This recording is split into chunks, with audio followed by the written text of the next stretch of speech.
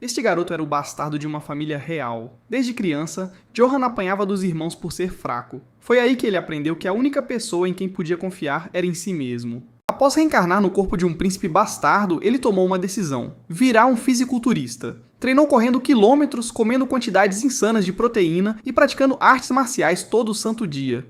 Após anos de treino brutal, ele virou um monstro. Podia socar árvores e derrubar florestas inteiras, porque a cada treino, sua força esmagadora crescia sem limites. Este mundo é um lugar onde o sangue dos fracos é derramado e os fortes o bebem.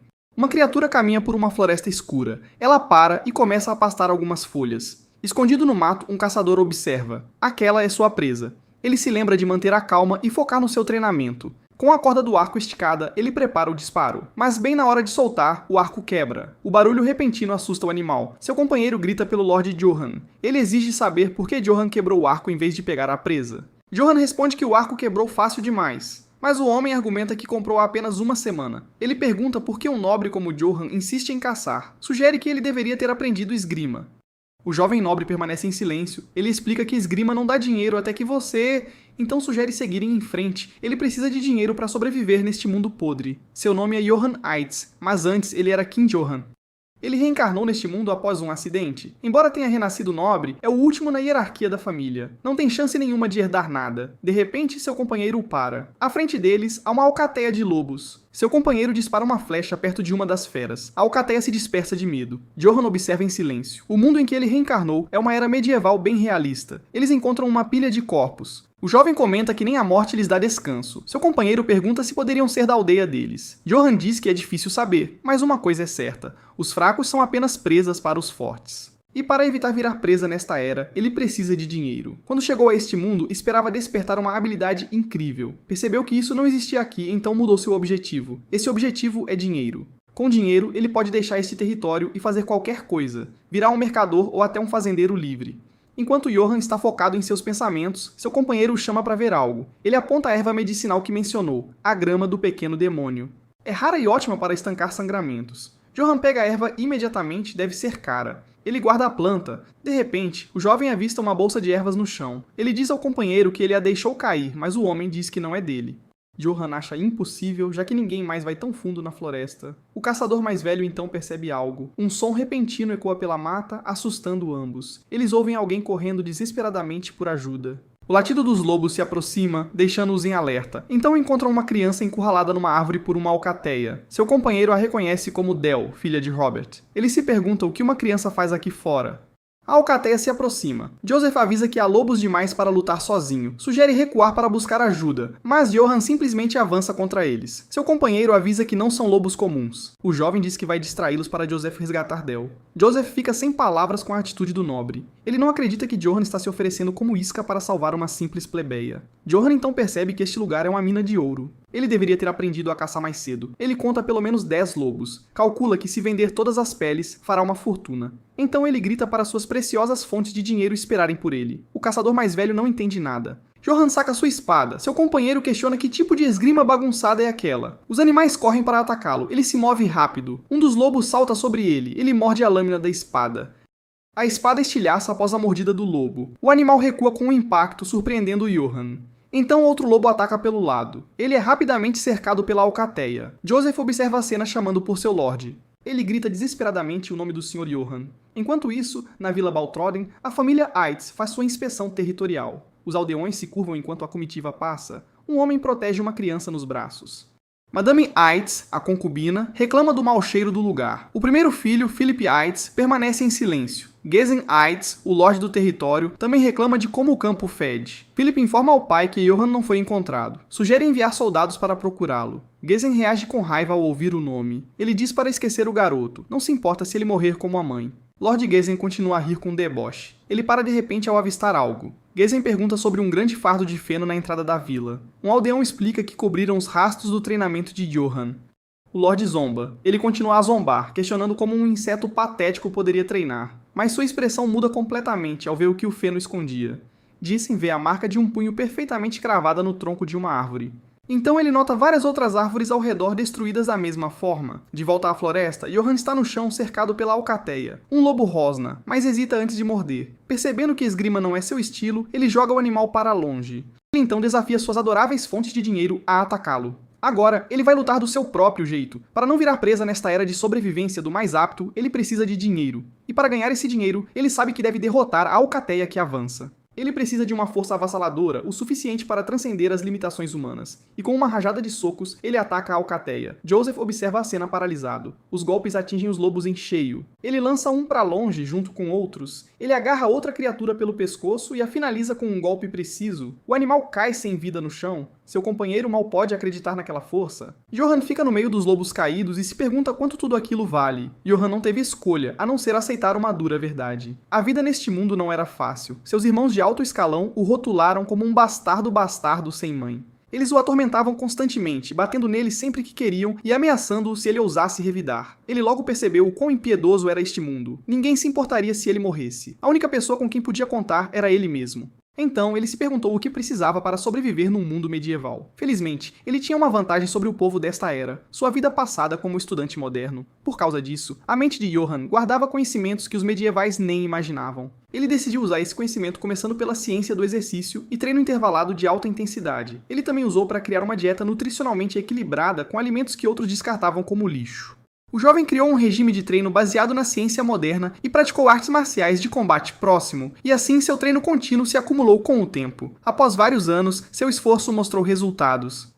Ele continuou a golpear a árvore. Finalmente, a árvore cedeu, quebrando com um impacto. A cada sessão, seu corpo exibia uma força ainda mais avassaladora. Ele se sentia revigorado. Ninguém sabia se aquela força era uma bênção ou um novo desafio. O som da batalha na floresta finalmente cessou. Johan limpou as mãos. Ele olhou para os lobos derrotados e confirmou que pareciam ser os últimos. Joseph verificou Del e a menina o abraçou. O caçador mais velho suspirou. Ele repreendeu o Sr. Johan por ser imprudente, questionando-o sobre o perigo que ele cortejou, mas admitiu que ficou comovido com a ação honrosa de Johan, colocando-se na frente de uma fera para salvar a jovem serva. Johan, no entanto, só queria saber qual pele de lobo seria vendida pelo preço mais alto. Ele perguntou o que Joseph tinha dito, mas o homem respondeu que não era nada. Então, o jovem se virou para Del para perguntar se ela estava bem, e a menina agradeceu. De repente, sua expressão mudou. Atrás deles, uma criatura gigante emergiu da escuridão.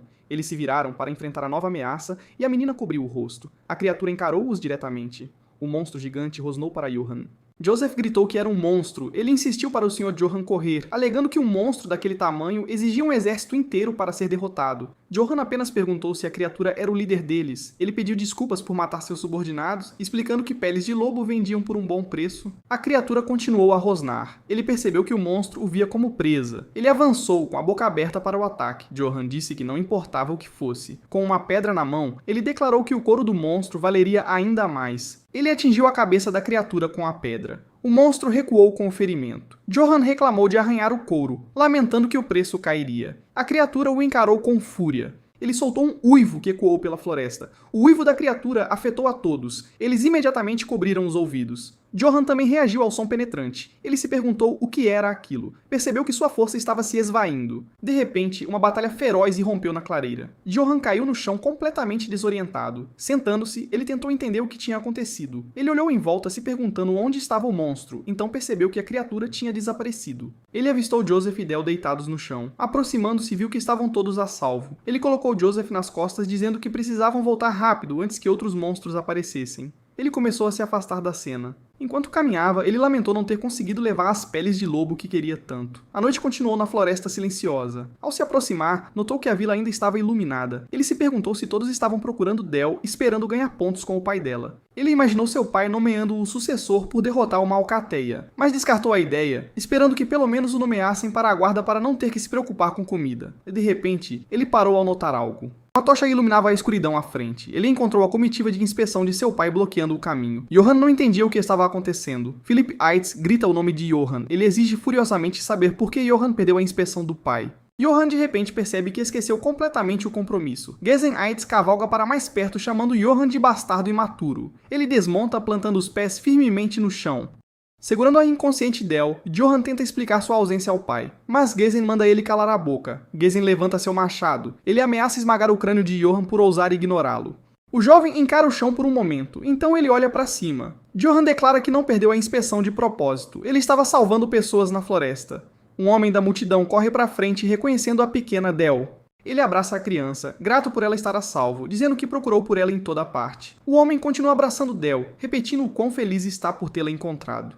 Johan aponta e explica que a menina estava cercada por lobos na floresta, e ele lutou para derrotá-los. Diante dos aldeões, ele conclui que, embora tenha perdido a inspeção, cumpriu seu dever como filho de uma casa de cavaleiros. Ele faz uma reverência de desculpa, prometendo continuar dando o seu melhor pela segurança da propriedade. Johan até sugere que seria ótimo se seu pai lhe desse o cargo de capitão da guarda. Ele sorri acreditando que sua autopromoção foi perfeita. Gezenkaitis questiona a história exigindo ver os lobos mortos como prova. Johan insiste que não está mentindo. Ele afirma que até encontrou o grande lobo negro. Os aldeões assistem à troca. A boca de Gezen cai. Ele acusa Johan de mentir e ameaça arrancar sua boca.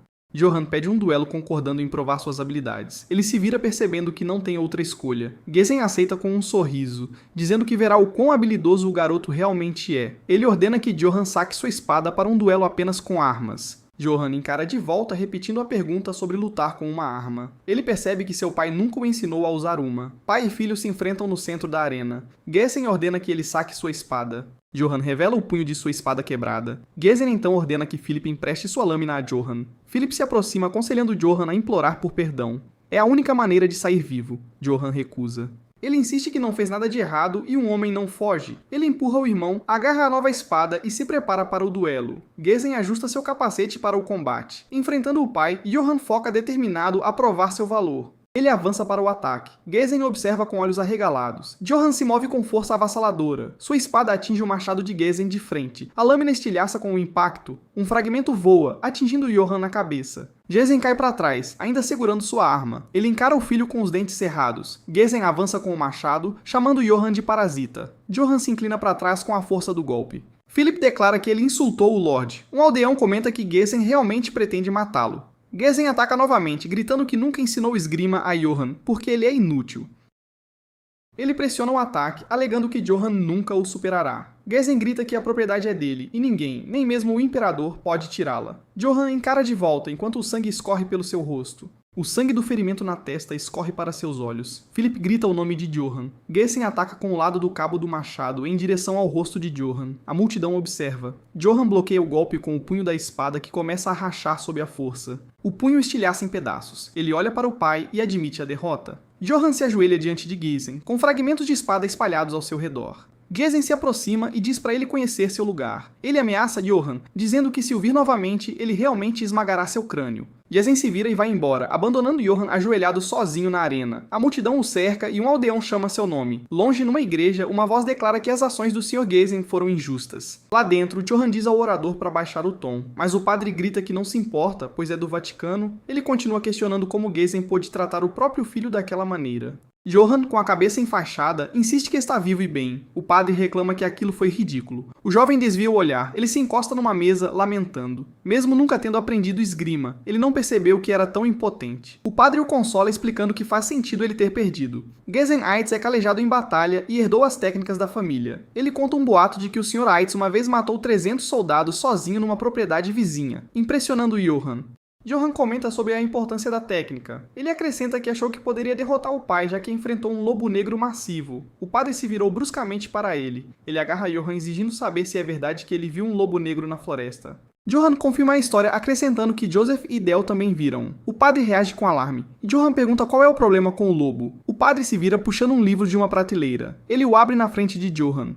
O padre explica que lobos negros são considerados tabu há muito tempo, um presságio de morte. Histórias antigas dizem que eles trazem morte e derramamento de sangue. Johan diz que não acredita nisso, mas supõe que o lobo possa ter influenciado seu duelo com o pai. O padre o tranquiliza para não se preocupar, são apenas contos antigos. Ele sugere que talvez Deus esteja ajudando Johan porque ele é uma boa pessoa. O padre conclui que Johan é alguém que coloca os outros antes de si mesmo, fazendo Johan sorrir. Johan questiona isso. A cena se afasta para uma visão noturna da propriedade. A narrativa muda para a baronia Brits perto das terras dos Aites. Gritos por ajuda e súplicas por misericórdia ecoam pela noite. Uma mulher segurando uma criança implora por sua vida. Ambas são vistas em seus momentos finais. Um rastro de sangue se espalha pela escuridão. Uma mão cai sem vida na terra. Um soldado pergunta por que tentam correr. Outro responde que morrerão de qualquer jeito, notando a crueldade de tudo. Um terceiro soldado questiona a ordem de matar todos e queimar os corpos, então decide que não se importa. Eles estão apenas fazendo seu trabalho pelo ouro. Duas figuras se encontram diante de um grande portão em chamas. Um homem se ajoelha diante da Sra. Karamov, relatando que os mercenários foram eliminados. Ele entrega o anel de sinete da família Brits. Karamov simplesmente repete o nome da família.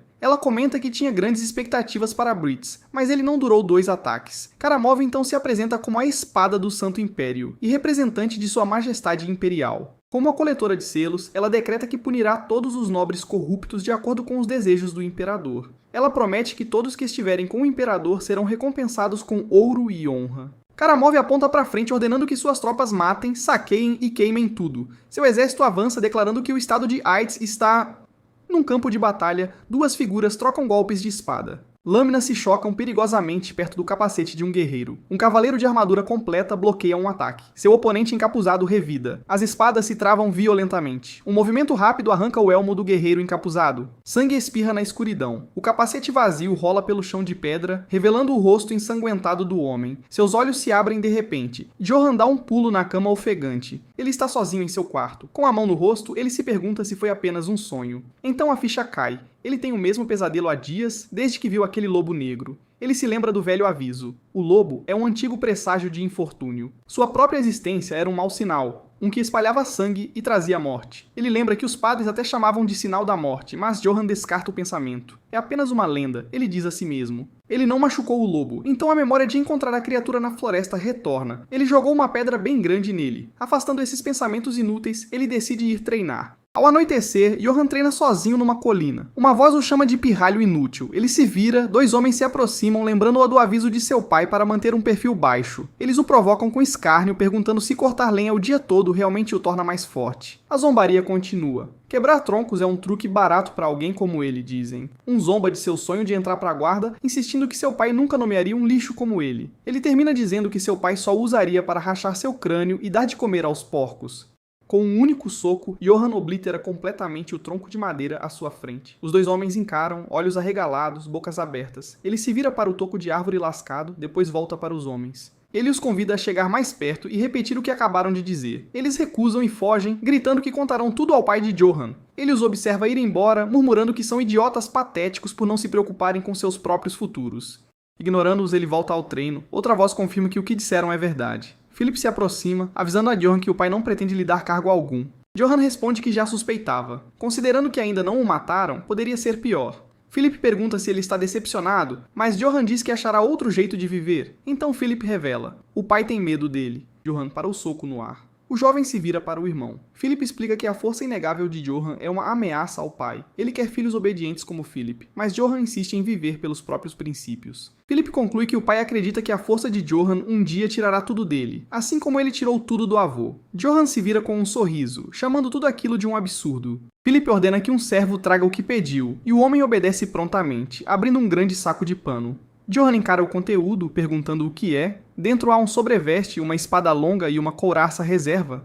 Philip declara que não é como o pai. Ele não é tolo a ponto de descartar alguém capaz. Johan o observa em silêncio. Philip então promete nomear Johan capitão da guarda assim que se tornar Lorde. Ele pede que continue treinando e pare de causar problemas. Johan grita que nunca começa as confusões. Philip e o servo partem, deixando o jovem sozinho na colina. Ele olha para a couraça e percebe que é a mesma armadura do seu sonho. Ele se pergunta se usá-la significa que morrerá como no pesadelo, mas por algum motivo, sente que pode superar esse destino mesmo sem provas. Johan decide que, de qualquer forma, precisará de equipamento para vencer.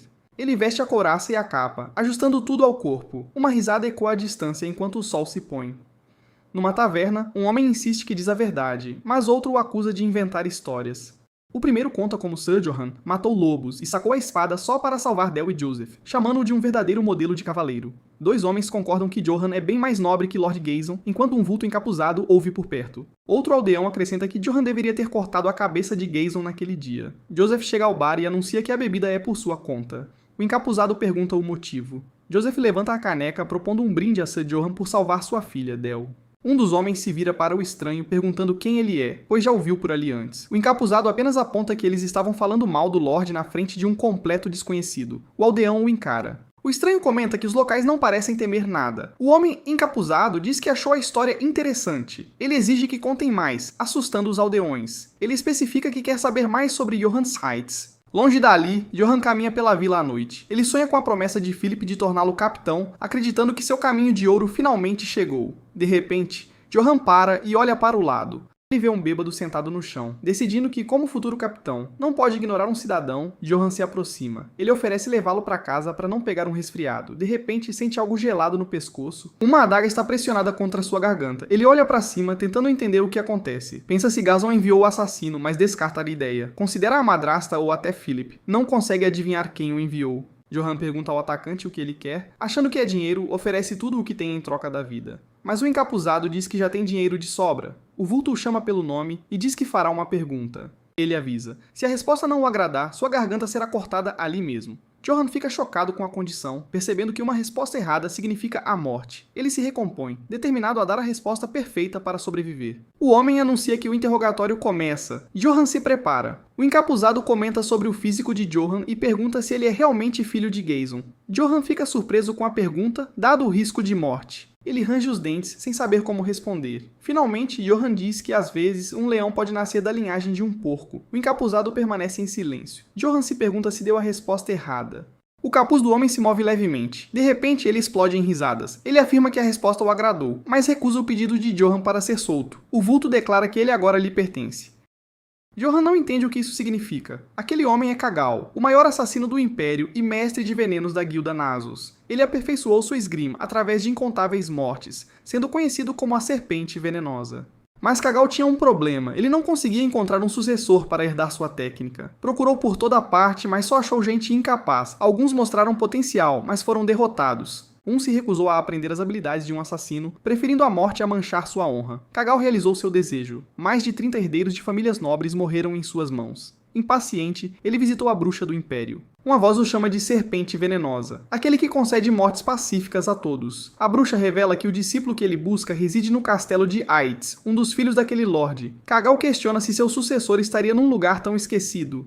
A bruxa oferece o dinheiro de volta se a profecia falhar. Ele aceita o trato, decidindo confiar nela. Cagal queria acreditar que não desperdiçou anos demais e que o tempo estava acabando. Ainda assim, a dúvida o acompanhou ao entrar nas terras de Aites. Olhando para o castelo, decidiu que mataria o garoto se não gostasse dele. De volta ao presente, Cagal se apresenta como mestre da Guilda Nasus e diz que Johan será seu sucessor. Ele lhe dá uma escolha: morrer por sua espada ou aprender sua esgrima. Esses são os únicos caminhos. Johan fica sem palavras com a proposta. Então, Johan grita perguntando quanto precisa pagar para aprender. Cagal responde que não aceita dinheiro, surpreendendo Johan. Ele percebe que um mestre de guilda com habilidade incrível vai ensiná-lo de graça. Johan agarra Cagal dizendo que esperou a vida toda por alguém como ele. Mas Cagal lembra que sua esgrima é a de um assassino. Ele avisa que apenas aprender a técnica o marcará como uma desgraça para qualquer família nobre. Johan grita que não se importa com honra ou vergonha e implora para ser ensinado. Cagal concorda, notando que esse tipo de pirralho é uma novidade para ele. Johan o chama de mestre. Ele então pergunta se ganhará uma mesada, já que Cagal mencionou ter muito dinheiro. Cagal o encara, concluindo que o garoto é realmente inacreditável. A cena muda para o castelo Aites. Gazon Aites, montado em seu cavalo, anuncia que a inspeção acabou, e ele ficará fora por um tempo. Philip se despede e promete cuidar do castelo. Madame Aites declara que, não importa o quanto lute, aquele castelo será dela. Philip a chama de tola e afirma que ele será o próximo Lorde. Gazon se vira, dizendo que está farto de ambos e que podem fazer o que quiserem. Dentro do castelo, Philip informa ao pai que Johan ainda não voltou e pergunta o que devem fazer. Philip olha para o pai, mas Gazon ordena que não perca tempo com aquele pirralho. A morte dele não é da conta deles. Philip pede desculpas ao pai. Ele se vira, imaginando onde Johan está e o que está fazendo. Enquanto isso, na floresta perto do castelo, Cagal diz que vai verificar as habilidades de Johan. Johan pede uma espada emprestada, explicando que as quebra com frequência. Cagal entrega uma. Ele observa o garoto, achando-o imprudente e detestando tudo nele. Ele saca sua própria espada, pensa em matá-lo ali mesmo e pergunta se está pronto. Johan responde que sim, espada em punho. Mestre e aprendiz se enfrentam na floresta. Cagal questiona a postura de Johan e decide que ele também deve morrer. Johan pergunta se precisa usar esgrima ou se pode lutar como quiser. Cagal diz para fazer como preferir. Cagal o autoriza a lutar com qualquer coisa. punhos, pedras ou lâminas. Johan segura a espada com força. Ele libera um poder avassalador. Kagao o observa em meio aos fragmentos que estilhaçam no ar. Naquele momento, ele finalmente entendeu. Todas as suas dúvidas eram infundadas. Os olhos de Kagao se arregalam com a revelação. Aquele garoto era monstruosamente forte. Johan avança com um soco que cria uma pressão de ar imensa, surpreendendo Kagao. Ele percebe que se aquele soco acertar, seus pulmões e músculos serão esmagados. É como se ele não estivesse lutando contra um humano, mas contra um leão. Mais tarde, a mão de Kagao descansa no punho de sua arma. A cena mostra uma luta intensa onde o mestre se move de forma imprevisível. Johan questiona o padrão de movimento sem saber se o ataque virá de cima ou de baixo. Então a lâmina do mestre o atinge em cheio no rosto. Ele é jogado ao chão pelo impacto. Seu mestre recua alguns passos, observando-o ali caído. Ele comenta que o atingiu com o gume cego da lâmina, mas Johan não desmaiou. Ele o chama de ridículo. O mestre afirma que se ele tivesse nascido 1000 anos atrás, teria sido chamado de herói lendário. Johan agradece, mas Kagao interrompe para dizer que há uma fraqueza crítica. Nesse ritmo, ele morrerá de qualquer jeito. Deitado, Johan pergunta o que ele quer dizer. O mestre explica que Johan não consegue controlar sua força e isso vai matá-lo. Johan retruca que não é como se estivesse se atacando. Kagao se prepara para o próximo movimento. Ele o desafia a atacar de novo, se está tão confiante. Propõe que, se Johan conseguir quebrar sua espada em vez da dele, ele lhe dará ouro. O jovem avança, gritando para ele cumprir a promessa. Ele golpeia com toda a força. As duas lâminas se chocam com grande impacto, mas a espada de Johan se estilhaça em pedaços. A força do recuo o empurra para trás. Johan percebe que a situação é exatamente como na luta contra o pai. Seu mestre pergunta se ele entende agora, afirmando que ele perdeu para a própria força. Ele avisa para aprender a controlar seu poder ou morrerá. Johan remove um fragmento de suas roupas e pergunta se ele jogou ali de propósito. Johan afirma que entende agora. Ele aprenderá a controlar sua força para sobreviver, pois é o futuro capitão da guarda. Seu mestre explica que se ele souber como conter seu poder, algo assim é possível. Então Kagao ataca usando a bainha da espada para demonstrar. A bainha corta sua armadura com facilidade. Johan fica perplexo ao perceber que sua armadura foi cortada apenas por uma bainha. O mestre pergunta se ele viu, explicando que com controle é possível cortar qualquer coisa até sem espada. Ele diz que não consegue imaginar o quão poderoso Johan se tornará quando aprender a controlar seu poder. Johan ouve atentamente. Kagao declara que o treinamento vai começar, avisando que será difícil e que ele pode até morrer.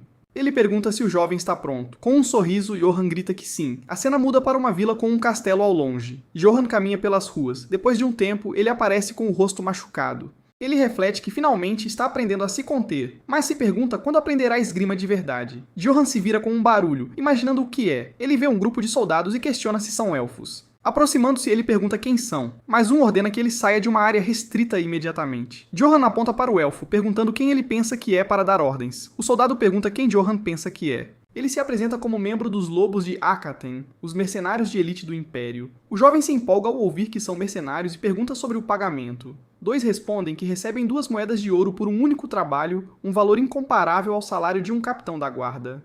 Um elfo comenta que a habilidade é o que importa, e Johan concorda. Johan pensa que nunca viu moedas de ouro e considera mudar de carreira. Enquanto conversa, uma figura imponente se aproxima por trás. Um guerreiro em armadura completa para diante dele. Johan sente uma presença avassaladora e instintivamente leva a mão à espada. Ele se prepara para sacar a arma, então para, suando, perguntando-se por que tentou desembainhar a espada. Um elfo aponta sua espada para Johan, acusando-o de desrespeito por tentar sacar a arma diante de Sir Karamov. Com um gesto, o guerreiro o interrompe, dizendo que está tudo bem. Montado em seu cavalo, ele pergunta quem é Johan.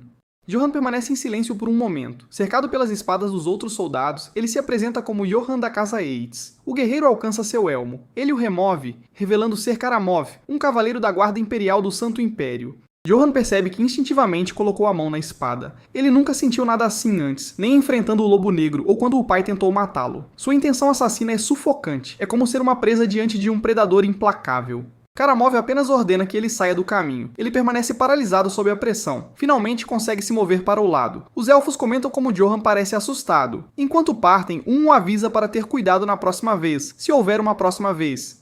Um cavaleiro em treinamento, Jane, pergunta a Sir Karamov se está tudo bem deixá-lo ali. Karamov responde que não quer causar problemas num dia como este. Ele acrescenta: ainda não. Enquanto Johan observa o grupo entrar pelo portão. Sozinho, ele se pergunta por que um cavaleiro do Imperador estaria ali. Um homem corre, ouvindo que Sir Karamov chegou. Philip Eitz corre pelos corredores. Por que uma figura tão importante viria aqui? Sem fôlego, ele se apresenta como o próximo Lord Eitz e pergunta o motivo da visita. Madame Eitz interrompe. Ela elogia Karamov e apresenta seu filho John como o verdadeiro futuro Lord.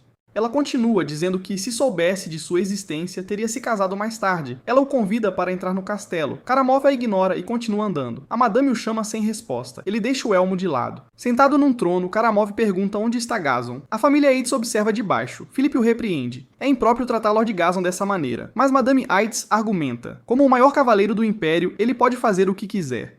Ela cuidará da recepção. Philip cerra os punhos. Ela está tentando usar essa chance para promover o filho como o próximo Lorde. Karamov agarra o punho da espada e grita por silêncio. Ele ordena que todos saiam e exige álcool. Segurando sua arma, ele declara que esperará dentro do castelo pela chegada de Gazon. Durante a noite, Johann treina com seu mestre bloqueando golpes. Ele se distrai, lembrando da chegada de Karamov. Kagao o repreende e joga adagas, dizendo para se concentrar. O jovem desvia dos ataques com a espada, mas uma lâmina raspa seu pescoço. Seu mestre o avisa. Ele estaria morto se as adagas estivessem envenenadas. Por que ele não está se concentrando? Johann explica. Os cavaleiros do imperador chegaram à vila. Algo parece errado. Ele continua. Este é o território da família Yates. Eles não deveriam ter permissão para fechar os portões e controlar a entrada assim. Kagao pergunta o que ele pode fazer a respeito, suspeito ou não. Ele descreve Karamov, o cavaleiro direto do imperador, o guerreiro mais forte do continente, usando uma armadura lendária. Johann pergunta se Karamov é mais forte que ele. O mestre fica em silêncio por um momento e então fala. Se tivesse que enfrentar Karamov, ele fugiria sem hesitar. Kagao se interrompe e manda que ele fique quieto. Kagao grita que ele é um idiota, ele deveria conhecer seu lugar. Ele nem consegue controlar a própria força. Johann apenas fecha os olhos por um momento, então ele se levanta, espada em punho, e afirma que fará isso. Seu mestre suspira e o chama para o combate. Os dois avançam um contra o outro em alta velocidade. Johann é atingido pela bainha, mas grita para continuar. Ele é atingido de novo e insiste que tentem outra vez. Mesmo atingido repetidamente, ele não desiste. Kagao também grita para ele avançar novamente. O jovem se pergunta por que não está funcionando. Ele não entende porque não consegue cortar uma simples bainha. Então ele se lembra do ensinamento sobre o fluxo da força. Ele não deveria apenas balançar a espada, mas concentrar o poder na ponta. Ao balançar a arma, Johann começou a entender o que significava controlar sua força. Kagao nota o som surdo da espada ficando mais agudo. Johann cruza sua espada com a bainha do mestre num golpe poderoso. Ele percebe algo. Se combinar tudo o que aprendeu até agora com a quantidade certa de força, ele consegue. Kagao sente que o próximo ataque será perigoso. Então ele ataca com um movimento preciso e veloz. Sua lâmina corta o ar e ele consegue cortar a ponta da bainha de Kagao. Johann celebra o feito empolgado. Ele grita que conseguiu e agora entende a sensação, dizendo que não foi tão difícil. Kagao apenas observa, pensando que deve ter sido sorte. O mestre então o chama pelo nome e ele responde prontamente. Kagao saca sua espada. Ele avisa que dessa vez não vai se segurar. Johann avança novamente com força total. O impacto do golpe joga Kagao para trás. Johann pula de alegria, celebrando outra vitória. Kagao se pergunta que tipo de garoto é aquele. Ele está maravilhado. Johann consegue usar a técnica secreta da espada, língua de serpente, mesmo tendo sido ensinado apenas a controlar a força. Johann absorveu a técnica perfeitamente após vê-la apenas brevemente no primeiro dia em que se conheceram. E agora, ele a está usando de forma mais perfeita que o próprio mestre. Kagao permanece em silêncio por um momento. A experiência do velho assassino lhe diz algo. A menos que um milagre aconteça, Johann já se tornou alguém que ele não pode derrotar. Kagao, mestre da guilda de assassinos mais forte do Império, Nasus Poison, murmura suavemente. Ele chama Johann de garoto absurdo enquanto o jovem celebra o aprendizado da técnica. Naquela noite, Kagao anuncia que seus ensinamentos terminaram. Ele partirá ao amanhecer. Johann questiona a decisão, mas seu mestre afirma que ele já tem tudo o que é necessário. Ele admite. Em menos de uma semana, Johann se tornou mais forte que ele. Kagao diz que está satisfeito por sua esgrima não desaparecer e o aconselha a viver como desejar. Ele diz que Johann Yates trabalhou duro até agora. Sentado ao redor de uma fogueira, Johann pergunta o motivo da partida. Ele responde que é apenas o seu jeito. Então Johann o questiona sobre o lobo negro. Kagao confirma que é um sinal sinistro. Johann diz que encontrou o lobo negro recentemente. Ele sonhou que sua cabeça era cortada, então pensou que seu mestre era o presságio. Kagao responde que, se ele o tivesse matado, esse teria sido o sinal. O infortúnio não tem forma fixa. Ele então diz que lhe dará um conselho antes de partir. O primeiro conselho é encontrar uma arma adequada à sua força. Precisaria ser aço danis para suportar seu poder. Aço danis é um metal lendário imbuído de magia. Seu método de criação foi perdido. Só pode ser extraído de ruínas antigas, tornando armas feitas dele extremamente raras. Johann pergunta por que recomendar se ele não pode pagar. Kagao responde que era apenas para ele saber o que procurar. Kagao o avisa. Se algum dia vier alguém usando uma arma de aço danis, mesmo de longe, deve correr sem olhar para trás. Ele avisa que se não conhecer seus limites, não viverá muito.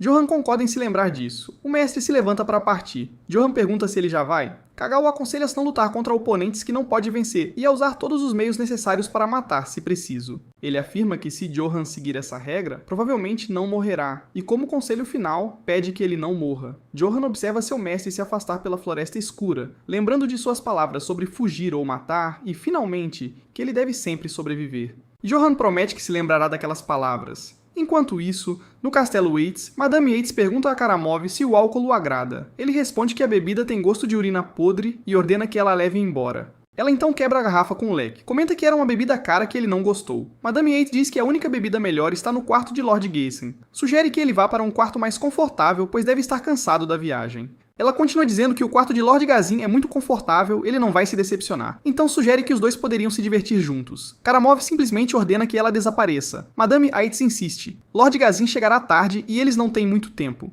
A expressão de Karamov muda. Ele declara que estava ficando farto disso. Ele vai se divertir. Um grito ecoa pelo quarto. Karamov segura a Madame pelo pescoço, falando sobre o entretenimento conhecido como massacre. Philip espia por uma fresta na porta e fica aterrorizado com a cena. Voltando, Johan para no topo de uma colina. Ele olha para a frente e se pergunta o que é aquilo. A vila e o castelo estão em chamas. Ele questiona por que tudo está queimando. Gaysen Yates cavalga com seus homens e questiona por que a fumaça sobe de sua propriedade. Um de seus homens avisa que o fogo parece grande. Ele deveria retornar imediatamente. Então o cavalo dispara em alta velocidade. Ele chega aos portões de sua propriedade. Os guardas zombam dele por ser lento e o apressam para dentro. Avisam que o Sr. Karamov não é uma pessoa muito paciente. Gaysen encara a cena diante dele. O pátio está repleto de corpos de seus homens e servos. Seus rostos sem vida estão espalhados pelo chão. Ele então olha para a figura à frente. Uma pessoa de armadura dá um passo à frente. Sr. Karamov o cumprimenta dizendo que ele está atrasado. Gaysen questiona o que ele está fazendo enquanto sua mão vai para o cabo do machado. Ele saca sua arma e exige saber o que Karamov pensa que está fazendo. Karamov o acusa de alta traição e tentativa de assassinato do imperador. Ele anuncia que a casa Idias será erradicada por decreto. Gaysen Yates grita que isso é um expurgo. Eles só estão o acusando falsamente para executá-lo. Ele então avança contra Karamov, declarando que não vai deixá-lo fazer o que quiser. Sr. Karamov simplesmente ordena que a trombeta soe e dá ordem para recuperar o selo da família Yates e expurgar todos no território. Um soldado levanta a trombeta à boca enquanto a ordem final é dada para apagar aquela terra do mapa. O exército imperial avança gritando. Em meio à vila em chamas, um soldado se aproxima de um aldeão ferido.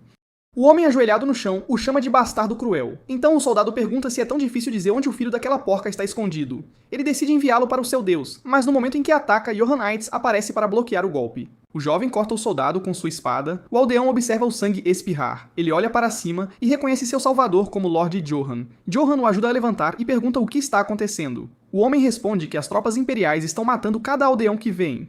Padre Valberg então acrescenta que é possível que Lord Gaysen já tenha sido morto também. Johan Yates recebe a notícia sobre seu pai. Padre Valberg acrescenta que estão queimando a vila inteira para exterminar tudo. O jovem percebe que deve voltar ao castelo. Então ele ouve uma voz familiar por perto. Ele se vira e caminha em direção ao som enquanto Valberg o chama. Johan encontra a pequena Del no chão e pergunta se é ela. Ele diz à criança que ela está segura agora e a chama para perto.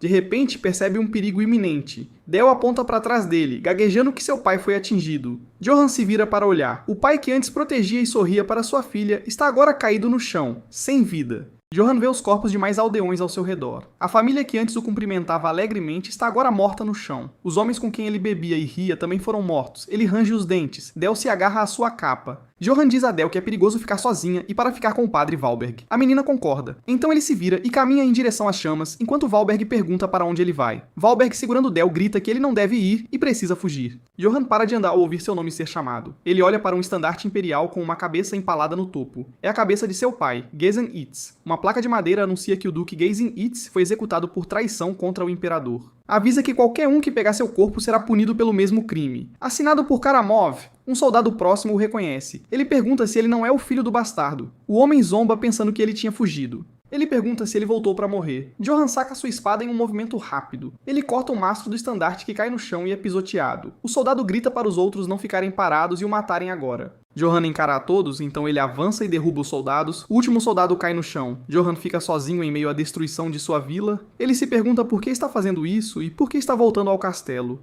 Ele Ele se lembra do aviso do padre Valbec para fugir, concordando que deveria estar correndo. Voltar ao castelo para enfrentar Karamov significaria apenas morrer sem motivo. De repente, ele ouve alguém chamar seu nome. Ele encontra Philip Yates ferido entre os corpos de outros cavaleiros. Philip o reconhece e diz que ele está vivo. Philip pergunta por que ele voltou. Ele o avisa para ir embora, pois morrerá se ficar. Philip então remove seu elmo dizendo que queria entregá-lo quando Johann se tornasse Lorde. Johann segura o elmo em suas mãos. Ele range os dentes. Uma memória de seu mestre, o instruindo a entender a diferença no nível de habilidade, vem à mente. Ele também o aconselhou a correr se ficasse perigoso. Mesmo com o aviso de que o oponente era um cavaleiro do Imperador, Johann decide. Ele se lembra das palavras de seu mestre. Se você precisa lutar, você deve matar. Johann coloca o elmo declarando que a hora é agora. Ele então se levanta. O jovem entra nos portões do castelo. Ele encara um grupo. Soldados imperiais. Eles se perguntam como ele entrou e onde estão os guardas. Johann fecha o punho e chama por Karamov. Ele avança contra os homens, gritando para aquele bastardo aparecer. O jovem pisa firme no chão de pedra. Ele permanece imóvel em sua armadura completa. Sangue escorre de sua espada. Sir Karamov finalmente aparece, comentando que o filho fugitivo de Yates sobreviveu. Ele o reconhece como Johann Yates, o homem que estava diante do castelo mais cedo. Johann diz que não está com paciência para trocar nomes.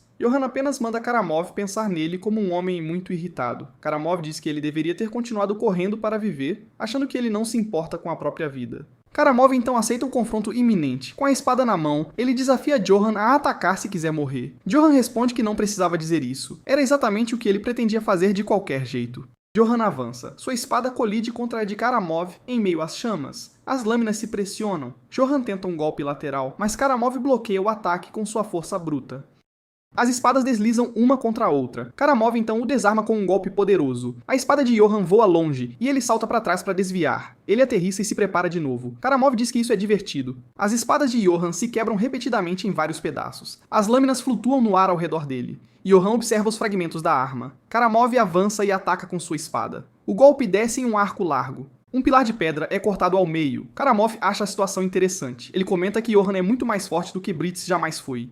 Então Karamov avista um de seus soldados. Ele arranca a cabeça do homem e a joga, declarando que isso é realmente divertido. Ele exige que o filho bastardo de Yates o entretenha mais. Johann se recupera e bloqueia o próximo ataque. Seu bloqueio racha a armadura de Karamov. Ele aproveita a oportunidade para contra-atacar. Sua lâmina corta o braço de Karamov.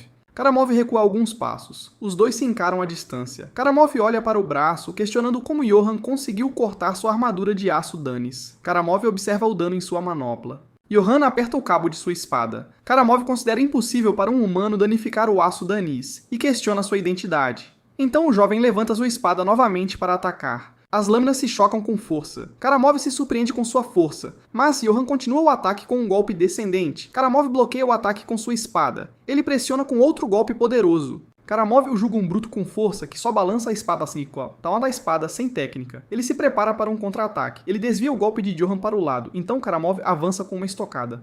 Johann desvia bruscamente, confirmando que não consegue se defender contra o ataque simples. Karamov percebe que Johann luta apenas por instinto, sem técnica, e se pergunta se Geisen nunca o ensinou a lutar. Ele o considera um oponente perigoso e decide que precisa terminar a luta rapidamente. Karamov se prepara para o próximo golpe largo de Johann. Karamov rebate o golpe, mas a lâmina cava fundo contra a sua própria.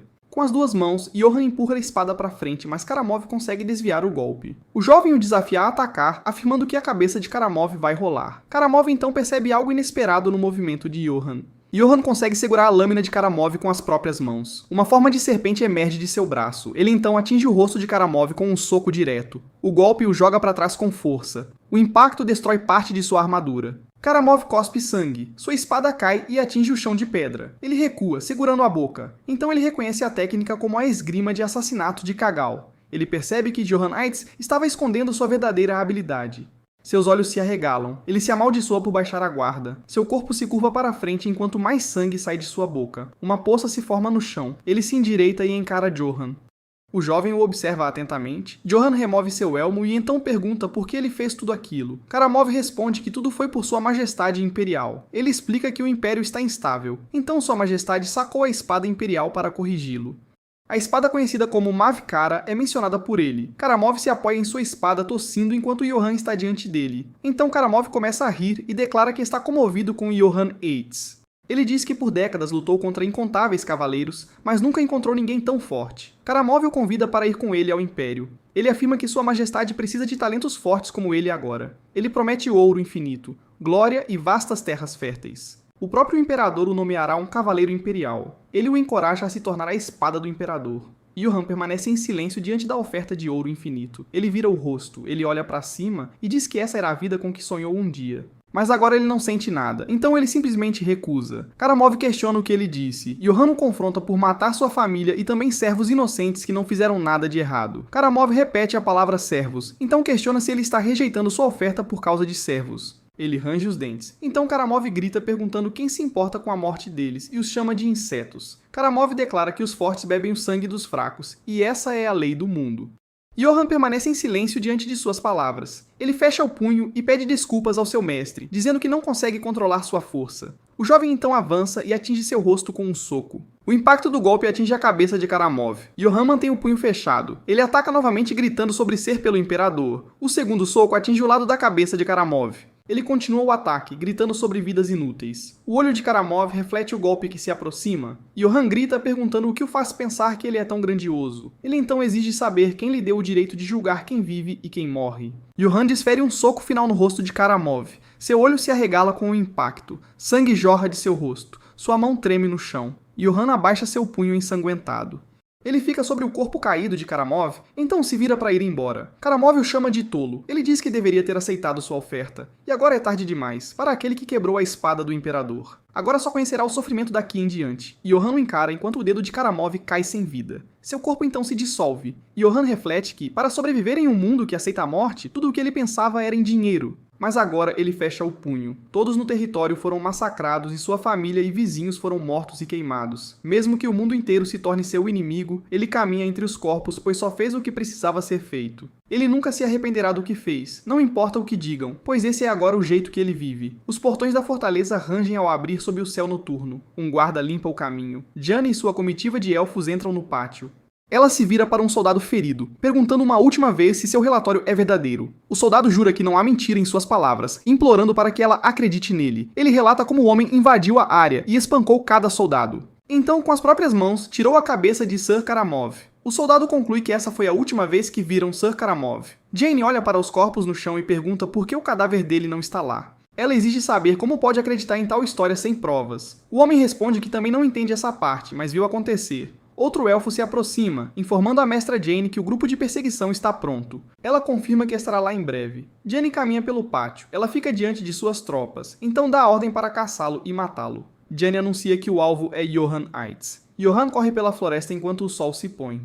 Ela o acusa de ser um traidor de sua linhagem e suspeito do assassinato de Sir Karamov.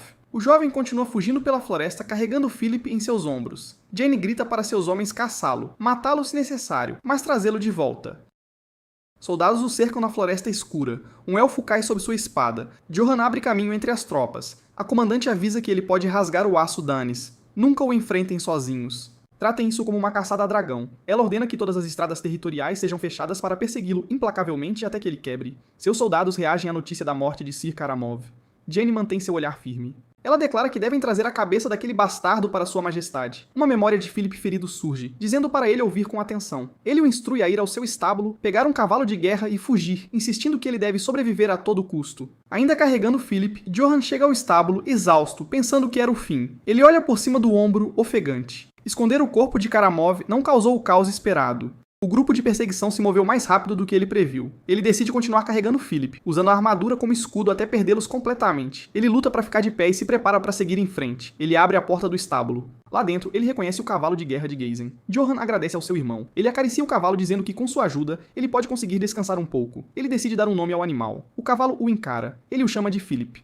Um soldado elfo grita que viu o brilho do aço Danis e ordena uma busca na área. Ele afirma que o bastardo está definitivamente perto. Um guarda alega ter ouvido cascos. Johan irrompe pela floresta a cavalo, surpreendendo os soldados.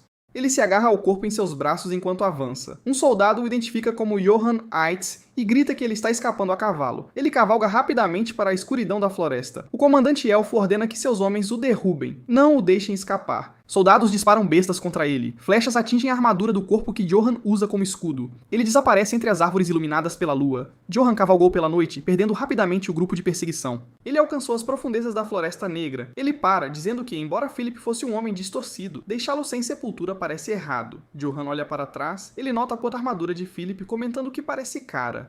Ele pega a espada do corpo. Johan a examina, percebendo que a lâmina é leve, sólida e feita de aço Dennis. Ele a desembainha e inspeciona as inscrições. Ele reconhece a antiga escrita imperial lendo: "Eu sou aquele que recupera brasões." Ele repete o nome, recuperador de brasões. Ele se pergunta se refere a recuperar brasões de família, achando o nome sinistro. Ele decide pegar a espada e enterrar a armadura. É um desperdício, mas ele promete voltar para buscá-la mais tarde. Carregá-la não ajudará agora. Ele começa a cavar uma cova. Ele enfia a pá no chão. Após enterrar o corpo e o equipamento, ele questiona se é o suficiente. A imagem de Karamov, o cavaleiro do imperador, vem à mente. Ele sabe que, assim que a notícia se espalhar, todo o império o caçará junto com os cavaleiros de Karamov buscando vingança. A ameaça dela de que ele só conheceria o sofrimento ecoa em seus pensamentos. Ele reflete que sua vida era sofrimento muito antes de ele matá-la. Com a casa desqueimada e sem um tostão, ele se pergunta o que fazer agora e decide descansar. De repente, ele ouve um rosnado vindo da escuridão e se vira. Um lobo negro gigante aparece diante de Johan Itz. Ele encara a criatura. O jovem está exausto, lamentando a chegada do animal quando está completamente esgotado. Ele sabe que não tem chance nessa condição. Ele mal consegue segurar sua espada. Sua única esperança é alcançar o cavalo e escapar. Mas uma voz próxima grita que encontraram seu cavalo. Soldados capturam o cavalo de guerra, alegando que ele deve estar perto. Johan reconhece os lobos de Akten e percebe que eles o alcançaram. Um elfo aponta para ele, dizendo que ouviu algo naquela direção. O grupo de perseguição aponta bestas para a escuridão. Ele está encurralado, um monstro na frente, os perseguidores atrás. Sem ter para onde correr, ele se pergunta se este é o fim. Então, o lobo salta sobre ele. Ele ataca os soldados élficos por trás. O lobo negro massacra os elfos. Um soldado grita por ajuda enquanto a criatura o dilacera. Johan observa perguntando-se por que o monstro o ignorou. Ele percebe que o animal está limpando um caminho. Esta é sua chance. Sabendo que morrerá se não se mover, ele se prepara para correr. Ele range os dentes e avança. O jovem corre para seu cavalo. Ele monta na sela. Ele puxa as rédeas e dispara em alta velocidade. Ele galopa para longe. Imagens da infância passam por sua mente. O padre ensinando-o a escrever. O tempo passado com seu irmão. Johan continua cavalgando. Ele se lembra de sua juventude e treinamento. Ele se lembra dos aldeões massacrados enquanto cavalga para longe de sua terra natal. A memória de seu irmão entregando-lhe o elmo antes de morrer surge. Ele deixa para trás as ruínas de sua casa, a Vila Itis. O corpo sem vida de um soldado elfo jaz no chão. O lobo negro monta guarda sobre os soldados que matou. A criatura observa Johan desaparecer no horizonte. Soldados patrulham uma estrada de terra. Colunas de fumaça sobem à distância. Escondido no mato, Johan percebe que sua rota de fuga acabou. Está completamente bloqueada por um posto de controle.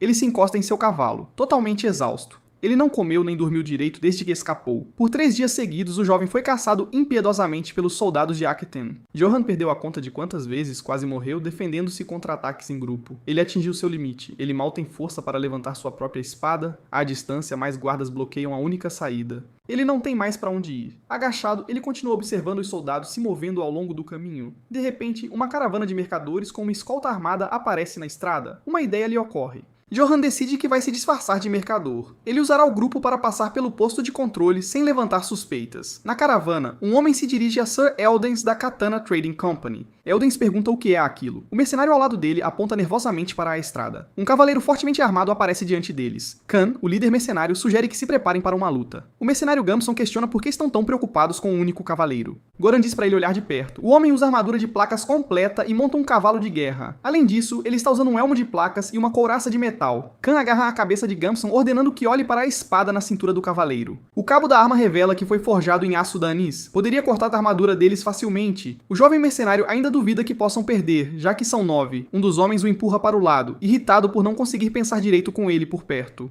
Outro mercenário dá um tapa na cabeça dele, dizendo para calar a boca se não sabe de nada. Eldens ordena que Goran e Khan preparem todos para atacar o menor movimento suspeito. Ele anuncia que verificará a situação primeiro. Todos devem atacar ao seu sinal. Ambos os mercenários confirmam a ordem. Então, Eldens desce da carroça e se aproxima do cavaleiro. Enquanto caminha, Khan instrui seus homens a derrubar o alvo do cavalo no momento em que a luta começar. O mercador se apresenta como Eldens da empresa Katana. Ele pergunta o nome do cavaleiro para evitar mal-entendidos. Johan, disfarçado sob seu elmo, se surpreende ao ver que ele é um homem-gato.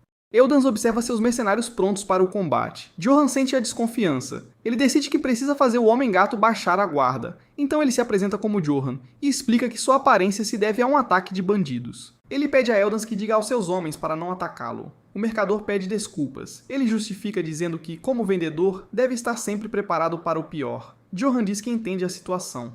Ele então pergunta se pode viajar com o grupo, já que perdeu todo o seu dinheiro no ataque. Em troca de um pouco de comida e um lugar para dormir, ele se oferece para ajudar a proteger a caravana. Ildans avalia a proposta e finalmente concorda com o negócio. Ele informa que estão a caminho de Marselha e sugere que Johan se familiarize com os mercenários. O jovem agradece, embora não saiba onde fica o destino. Afastando-se, Eldans explica aos seus homens que Johan é apenas um andarilho, mas que devem ficar de olho nele. E se algo acontecer, ele ordena que não hesitem em matá-lo. Os mercenários confirmam a ordem. Agora, Johan só precisa se preocupar em passar pelo posto de controle. A caravana então retoma sua jornada pela estrada. Um dos soldados no posto de controle alerta os outros que pessoas estão se aproximando. Os lobos de Acten então ordenam que a caravana pare para uma breve inspeção. Johan finalmente chega ao seu obstáculo, esperando passar despercebido.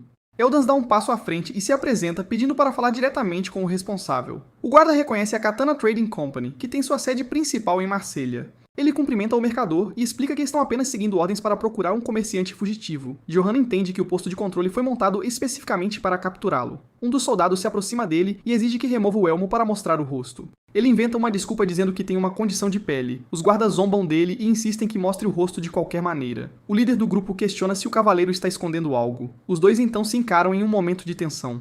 Johan se prepara para o pior e coloca a mão no cabo de sua espada. No entanto, a discussão é interrompida por uma voz. Eldans grita com os soldados perguntando se ousam suspeitar de sua empresa e exigindo ver o comandante. Ele então ameaça o guarda dizendo que, se houver mais interferência, fará uma reclamação direta ao capitão. Ele especifica que a reclamação será feita pessoalmente na filial de Marselha. O guarda então cede e ordena que seus homens liberem o caminho para eles. Os outros soldados demonstram frustração com a decisão de seu superior. O líder do grupo se aproxima de Johan e diz que ele teve sorte. A caravana finalmente passa pelo posto de controle e continua seu caminho. O jovem cavaleiro olha para trás uma última vez. Os soldados apenas observam o grupo se afastar pela estrada. Ao anoitecer, os mercenários estão reunidos ao redor da fogueira para organizar os turnos de vigia. Em sua tenda, Eldans verifica um pergaminho. Ele então se aproxima de Johan e o dispensa para ir dormir, já que ele não tem tarefas. O jovem agradece a um dos mercenários. Um saco de dormir é jogado no chão para ele. Johan se senta, finalmente pronto para descansar. Ele então cai em um sono profundo ao lado da fogueira. Um homem observa a lua cheia através das árvores, outro emerge da escuridão da vegetação. Ele então ordena que todos se preparem. O plano é cercá-los pela colina e atacar todos de uma vez. Em um sonho, o sargento Kim Johan relembra seus dias no exército. Durante um exercício de treinamento tático, ele executou com sucesso uma estratégia de defesa em profundidade contra uma força inimiga superior. Sua notável proeza tática tornou-se um exemplo brilhante para seus colegas soldados. O comandante do batalhão, tenente-coronel Kim Yi-bok, concedeu-lhe uma medalha e 5 dias de licença. O jovem sargento saúda seu superior. Ele celebra internamente, pensando que a vida militar realmente combina com ele. Mas a cultura ultrapassada e os turnos exaustivos logo mudaram sua mente. O pior de tudo era o pagamento abismal. Foi isso que o fez decidir fugir. Em seu pesadelo, ele está sendo arrastado de volta para a base. Johan acorda sobressaltado. Ele se senta, percebendo que era apenas um sonho. Ele respira fundo, ainda se livrando do susto. O sonho do exército arruinou seu sono, e agora seu corpo inteiro dói. Ele olha para o lado. A lua ainda ilumina o acampamento. De repente, uma chuva de flechas começa a cair. Johan se prepara para o impacto. Com um movimento rápido como um raio, ele pega uma flecha a poucos centímetros de seu rosto. Ele percebe que os soldados o encontraram de novo. Irritado por ter sido descoberto, ele se levanta, decidindo que precisa avisar os mercenários primeiro. Ele grita, alertando a todos sobre a emboscada inimiga. Eldans e os outros despertam num sobressalto com um aviso repentino. A cena volta 5 minutos antes do ataque. Ken reclamava com Gamson, perguntando por que só eles trabalhavam feito burros, enquanto o novo cavaleiro não fazia nada. Ele manda o jovem mercenário calar a boca. O líder explica que não podem confiar a guarda a um estranho que pode matá-los enquanto dormem e roubar seus suprimentos. Ele avisa que, se continuar sendo tão imprudente, não vai durar muito nesse ramo. Khan se vira para continuar a patrulha. Gamson revela que virou mercenário para viver como um homem de verdade, mas reclama que, se soubesse que os mercenários Goran eram um bando de covardes, nunca teria entrado. Khan se vira para Gamson e pergunta o que ele disse. Os dois mercenários se encaram na floresta escura. De repente, o grito de emboscada os interrompe. Flechas começam a chover rapidamente. Khan empurra Gamson para o chão, protegendo-o com o próprio corpo. Quando a chuva de flechas finalmente para, ele levanta a cabeça. Ele ordena que Gamson vá buscar os outros imediatamente, mas o jovem mercenário dispara na direção oposta. Khan observa sua fuga até que alguém chama seu nome. Goran corre até ele, aliviado por encontrá-lo vivo, e o avisa sobre o ataque. O mercenário pergunta por Gamson, mas logo muda o foco para a segurança de Eldin. Ele relata que o mercador está escondido sob a carroça e precisam se preparar para lutar. Johan se aproxima e ordena que formem um perímetro defensivo ao redor da carroça. Ele explica que precisam lutar juntos, pois não sabem de onde virão. Goran o questiona, perguntando se ele acha que é o patrão deles. Khan diz a Johan que eles cuidarão de si mesmos. O jovem deveria se preocupar apenas com sua própria sobrevivência. O cavaleiro se surpreende com a resposta. Goran então reúne os mercenários, ordenando que todos peguem seus escudos e se preparem para para a batalha. Johan se aproxima de Khan, afirmando que já esteve em lutas parecidas e pedindo um escudo para ajudar. De repente, Eldans nega o pedido, dizendo que não há escudos suficientes e que ele terá que se virar sozinho.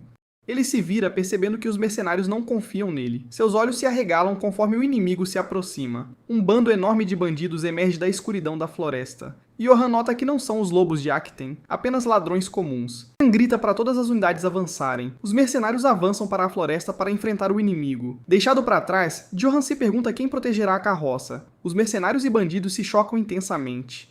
O líder dos ladrões incita seus homens a usarem a vantagem numérica. Goran se defende, gritando para seus companheiros manterem a posição. Recuar significa a morte. Um bandido acerta um soco em cheio no rosto de Goran. Khan grita o nome de seu capitão. O bandido levanta a adaga sobre Goran, pronto para acabar com ele. Johan fecha o punho, decidindo intervir.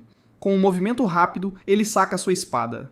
Um ladrão se vira, surpreso com a ação repentina. Outro bandido próximo também fica confuso com o que está acontecendo. Do chão, Goran observa a cena. Num piscar de olhos, Johan corta um dos inimigos ao meio. O sangue do bandido escorre pela lâmina de sua espada. Johan nota que as runas na arma estão absorvendo o sangue. Um dos bandidos grita que o inimigo tem uma espada demoníaca e não pode ser derrotado. Johan se apresenta como Johan da casa Yates e exige saber quem são eles para atacá-lo. Khan e Goran ficam chocados ao descobrir que ele é um nobre. Ele só alterou levemente seu nome real de Yates para Yates. Os bandidos sussurram entre si, percebendo que estão em apuros por atacar um nobre de uma casa proeminente. Johan exige que respondam à sua pergunta. Ele aponta a espada para o líder, perguntando se vão se render agora ou se preferem encontrar o fim por sua lâmina. O nobre os avisa para considerarem a decisão com cuidado. O líder dos bandidos apenas respira pesadamente, sem oferecer resposta. Então, um dos ladrões joga sua espada no chão. Logo, os outros seguem o exemplo com suas armas. Com as mãos levantadas, o líder finalmente anuncia a rendição. Johan embainha sua espada. Ele se vira para Goran, ordenando que amarre os prisioneiros e autorizando-o a matar quem resistir. Goran se aproxima de Sir Eldans, perguntando o que devem fazer agora. Ele teme que o nobre guarde rancor pelo tratamento anterior, já que achavam que ele era apenas um andarilho bem equipado. Mas Eldans o tranquiliza, dizendo que cuidará da situação. O fato de terem deixado ele se juntar no início conta como boa vontade. O mercador se aproxima de Johan, comentando sobre sua noite difícil. Ele agradece por proteger a caravana, dizendo que não sabe como poderá retribuir o favor.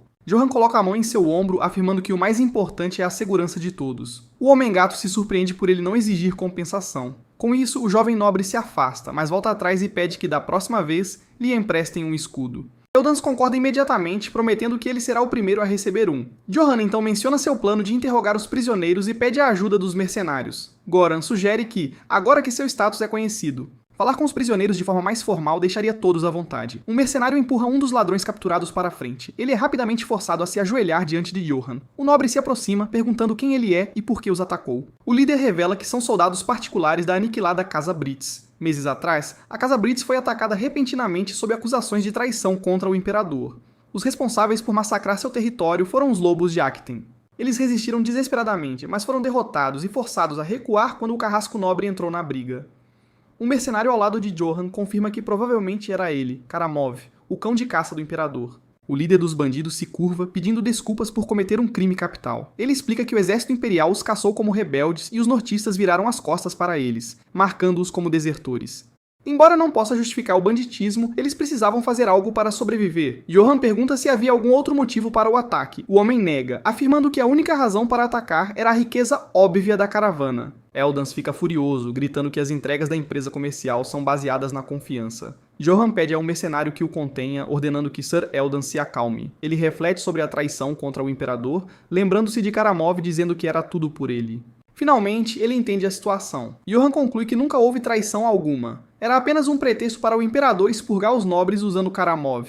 Johan amaldiçoou o imperador, desejando-lhe a morte mais horrível imaginável. Ele percebe que os bandidos estão numa situação parecida com a sua, também vítimas daqueles no poder.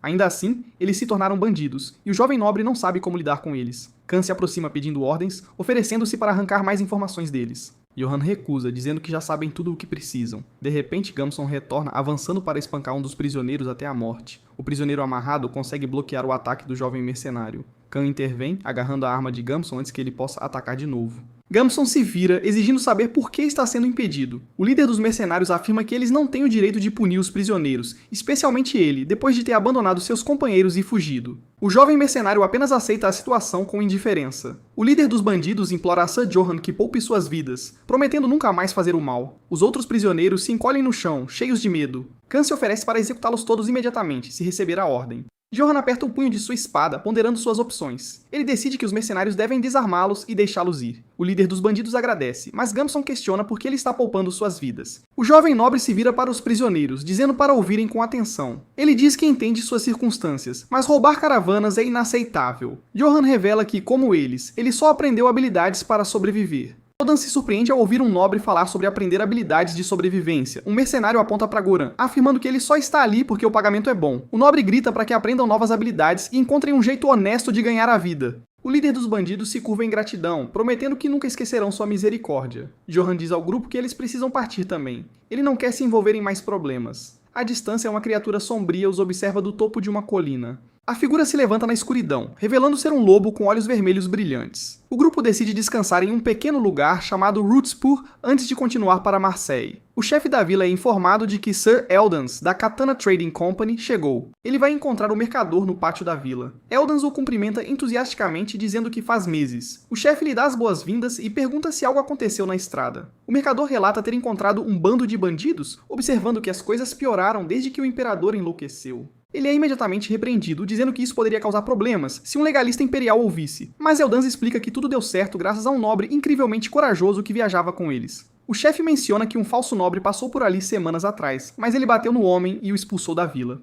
O homem-gato apenas ri, notando que seu amigo ainda age de forma imprudente quando perde a paciência. Eldans garante que este é diferente. Este nobre é corajoso, honesto e os protegeu dos bandidos. Ele até recusou qualquer recompensa, chocando o chefe da vila. O chefe percebe que ter aquele cavaleiro por perto seria uma grande ajuda contra os bandidos. Nestes tempos, um bom cavaleiro é vital para a segurança pública. Com isso em mente, ele convida o grupo a ficar por algumas semanas e descansar. Eldans recusa, mas o chefe insiste que o relacionamento deles permite tais favores. Eldans brinca que o chefe está tentando roubar seu companheiro e o chefe ri. O chefe então pergunta onde está o nobre. Atualmente, ele está sentado sozinho em um canto. Ele está morrendo de fome, parecendo um mendigo prestes a morrer na rua. Goran se aproxima e chama por Sir Johan, que pergunta o que ele quer. O mercenário lhe oferece uma bolsa de pano cheia de moedas confiscadas dos bandidos. Ele explica que venderam todos os bens e armas dos bandidos por uma quantia decente. O jovem nobre pergunta se ele pegou algo para si, mas o mercenário nega, dizendo que Johan foi quem os capturou. Johan encara o dinheiro em seu capacete por um momento. Então ele entrega uma bolsa maior a Goran, ordenando que divida entre seus homens. O mercenário recusa, dizendo que é demais e que os espólios deveriam ser dele, mas Johan insiste. Ele mostra que já pegou sua parte, segurando apenas algumas moedas na mão. O nobre o tranquiliza, dizendo que está tudo bem. Ele sabe que gastar um pouco de dinheiro para manter o bando de mercenários leal é melhor do que enfrentar os lobos de Aquitaine sozinho. Além disso, ele não lutou sozinho. Johan declara que ter lutado juntos os torna companheiros de armas, esperando que o gesto crie um laço de confiança. Ele se despede do mercenário e vai embora. Goran o observa partir, reconhecendo a verdadeira dignidade de um cavaleiro que se preocupa com seus subordinados. O mercenário se vira para reunir seus homens. Ele anuncia que Sir Johan demonstrou grande generosidade. Goran explica que o nobre distribuiu os lucros dos espólios de guerra e ordena que todos formem uma fila. Os outros mercenários ficam atordoados, questionando se ele está realmente dando dinheiro que deveria ser dele. Eles trocam olhares de descrença. A surpresa rapidamente se transforma em celebração, enquanto o grupo começa a gritar o nome de Johan por toda a vila. Mais tarde, em uma estalagem, o jovem nobre dorme profundamente, sua espada ao lado dele. A porta de seu quarto começa a ranger lentamente. A chama da vela ao lado da cama é subitamente apagada. Johan continua a dormir, alheio à presença no quarto. Um par de olhos vermelhos o observa da escuridão. Uma figura mascarada se inclina sobre ele, segurando uma adaga. Na noite anterior ao ataque, um homem anuncia que Sir Johan foi generoso e distribuirá os espólios de guerra para que todos recebam sua parte. Com a notícia, a multidão de homens entra em celebração. Pelas ruas da cidade, Johan caminha enquanto as pessoas ao redor gritam seu nome. Embora tenha guardado os itens mais caros para si, ele ainda conquistou a lealdade de seus homens. Um homem mais velho se aproxima e pergunta se ele é Sir Johan. Surpreso, Johan pergunta se o estranho o conhece e recebe a resposta de que sim, pois ele é o nobre que veio com o Sr. Eldans. O homem então se oferece para levá-lo ao melhor quarto disponível, explicando que a Katana Trading Company já pagou todas as despesas. Aquele pagamento foi a maneira de Eldans quitar sua dívida com ele. Sem objeções, Johan concorda e pede que o homem lhe dê o caminho. Mais tarde, entre os soldados, um deles pergunta por que apenas um homem não foi pago. O outro explica que Gamson se escondeu enquanto todos os outros lutavam, e por isso, ele não receberá nada. Ao ouvir isso, Gamson se vira para o lado. De repente, algo à distância chama sua atenção. Pela janela, ele vê Johan sendo conduzido pelo homem mais velho. A visão do nobre lá fora desperta uma ideia em sua mente. Johan chega à estalagem buscando descanso. Dentro do quarto, o homem relaxa em um banho quente. Afundando seu corpo na água, ele sente que finalmente pode descansar um pouco. Uma cama macia e um banho quente eram coisas simples que ele nunca imaginou que poderiam deixá-lo tão feliz. Antes disso, ele não percebia o quão difícil seria viver como um andarilho sem um teto sobre a cabeça. Embora tenha nascido em uma família nobre, ele nunca havia refletido sobre o luxo de dormir em uma cama velha. Tudo mudou quando aquele imperador louco arrasou seu território. Além dele, muitas outras pessoas também foram vítimas daquele ataque. Ainda assim, ele sobreviveu, o que talvez o tenha colocado em uma situação melhor do que a maioria. Em meio aos seus pensamentos, ele se pergunta se deveria ter aceitado a oferta de Karamov. Nesse ritmo, o exército imperial certamente o encontrará e o executará. Por causa disso, ele precisa pensar em outra saída até que uma ideia lhe ocorre de repente. Aqueles mercenários não podiam fazer nada contra Eldans. Um bando de mercenários não teria medo de um simples mercador, mas da empresa a qual ele pertence. A memória o leva de volta ao que aprendeu sobre empresas comerciais no mercado da vila quando era jovem. Empresas conectadas à mesma rede compartilham informações e fundos através das fronteiras. Quando são poderosas, podem influenciar políticos, nobres ou até mesmo o exército de um país. Para sobreviver à perseguição do Império, ele precisa se aproximar de uma empresa comercial a qualquer custo. Ainda assim, ele decide deixar os pensamentos mais complexos para depois, preferindo encher o estômago e ir dormir. Lá fora, a noite segue lentamente. Johan adormece em sua cama, agarrado à sua própria espada. Sem um som, a porta do quarto se abre lentamente. Um assassino se aproxima dele, segurando uma adaga nas mãos. Ele estende a mão para pegar a espada de Johan. Antes que possa tocá-la, o nobre o detém, agarrando seu pulso e perguntando se eles nunca se cansam disso. A reação inesperada assusta o homem mascarado. Sentando-se na cama, Johan exige uma resposta. Ele então pergunta se ele é um dos capangas de Karamov. Desesperado, o assassino luta e grita para que ele o solte. Sem esforço aparente, Johan o joga pela porta. Ao atingir o chão, o homem é agarrado pela perna. Desesperado, ele se arrasta pelo corredor implorando por ajuda. Tarde demais, o atacante percebe que o homem com quem arrumou briga não era humano. 5 minutos antes do incidente, o estalajadeiro dormia profundamente na recepção. Enquanto isso, dois jovens subiam as escadas em completo silêncio. Gamson garante a Pra que não há problema em deixar o trabalho nas mãos daquele cara. Convencido, ele afirma que Vulen, o homem mais forte da vila, é rápido e não será pego com a adaga e a máscara que ele pegou. Ao mesmo tempo, Pel, o fanático por cavalos, segue o plano e se aproxima de um cavalo de guerra. Cuidadosamente, ele monta no animal e diz para ficar quieto. Curioso, para perguntar a Gamson se a espada do nobre é realmente tão valiosa. Em resposta, Gamson pergunta se ele já viu uma espada capaz de cortar uma pessoa ao meio. Ele diz que testemunhou aquela arma dividir um soldado em dois e que algo com tanto poder não poderia ser barato. Além disso, aquele nobre não é nada sem sua espada. De repente, os dois espiam pelo corredor. Diante deles vem um atacante no chão e a silhueta de Johan parada na porta do quarto. O homem ferido continua a gritar por ajuda. Silenciosamente, Gamson observa a cena. Assustado, Pra o agarra e pergunta que diabos está acontecendo. Sem hesitar, Gamson diz para ele correr se quiser viver. A sensação de que algo está muito errado toma conta e a certeza de que estão condenados se instala. Nesse momento, o estalajadeiro aparece e pergunta quem eles são e o que estão tramando. Lá fora, Pel espera com os cavalos. Vendo os outros se aproximarem, ele comenta que finalmente chegaram. Irritado, Gamson grita para ele calar a boca e se preparar para fugir. Ele então se vira para Pra e pergunta onde está Vulen. Com a voz trêmula, Pra responde que ele está morto ou prestes a morrer. Gamson ordena que todos subam em seus cavalos e fujam, mas Pra ainda está preocupado com Vulen. Enquanto Pel se recusa a abandoná-lo, Gamson avisa que o nobre pode persegui-los. De repente, o telhado da estalagem explode. Em meio aos escombros, Johan salta em direção a eles. Nos arredores do Império Sagrado do Sul, corpos pendurados balançam em uma árvore solitária. Perto dali, um soldado martela uma estaca de madeira no chão. Após terminar, ele se vira para seu companheiro e confirma que o trabalho está feito e a estaca está firme. Então, os dois pregam um aviso declarando que essas pessoas, junto com suas famílias, foram enforcadas por roubar a propriedade de um. O decreto traz a assinatura do imperador do Império Sagrado, Cardirian Bizalfirk. Um dos soldados pergunta o que eles poderiam ter roubado para ter um fim tão cruel. Em resposta, o outro menciona ter ouvido que roubaram uma galinha e 3 ovos do território do Barão Gorzab. A informação soa absurda até pra ele, que não consegue acreditar no resultado. Tudo isso aconteceu por causa de um crime tão pequeno. Enquanto isso, em uma taverna próxima, a noite está tranquila. Sentado a uma mesa, Eldans desfruta de uma refeição com uma xícara de chá. Pouco depois, um homem se aproxima e o informa que há um problema. Ele relata que Gamson, do bando de mercenários, foi pego tentando roubar os pertences de Sir Johan Yates. Ao ouvir a notícia, Eldans pula da cadeira, cheio de descrença. Momentos depois, ele se senta novamente, lamentando a situação, pois esperava convencer Sir Johan a viajar com eles para Marcel. Com isso, Eldans ordena que Gamson seja capturado imediatamente e que o resto do grupo finja que não teve envolvimento. O homem obedece prontamente, observando cuidadosamente a calma com que um mercador da empresa Katana lida com uma crise. Sozinho novamente, Eldans tenta se acalmar, confiante de que superará esse problema como fez tantas vezes antes. Ele sabe que não morrerá por algo assim, mas ainda precisa pensar em uma maneira cuidadosa de lidar com esse nobre. Em outro lugar, uma reunião da vila está acontecendo. Após se levantar, o chefe da vila anuncia o fim da reunião daquela noite. De repente, um homem entra correndo, gritando que o líder precisa de ajuda. Ele os informa que os encrenqueiros foram pegos tentando roubar o nobre. Irritado, o chefe da vila bate o punho na mesa e os chama de pirralhos inúteis. Um dos presentes pergunta o que deve ser feito, o que só aumenta a irritação do líder. Em resposta, ele ordena que reúnam tributos para o nobre e incluam um dos escravos da vila.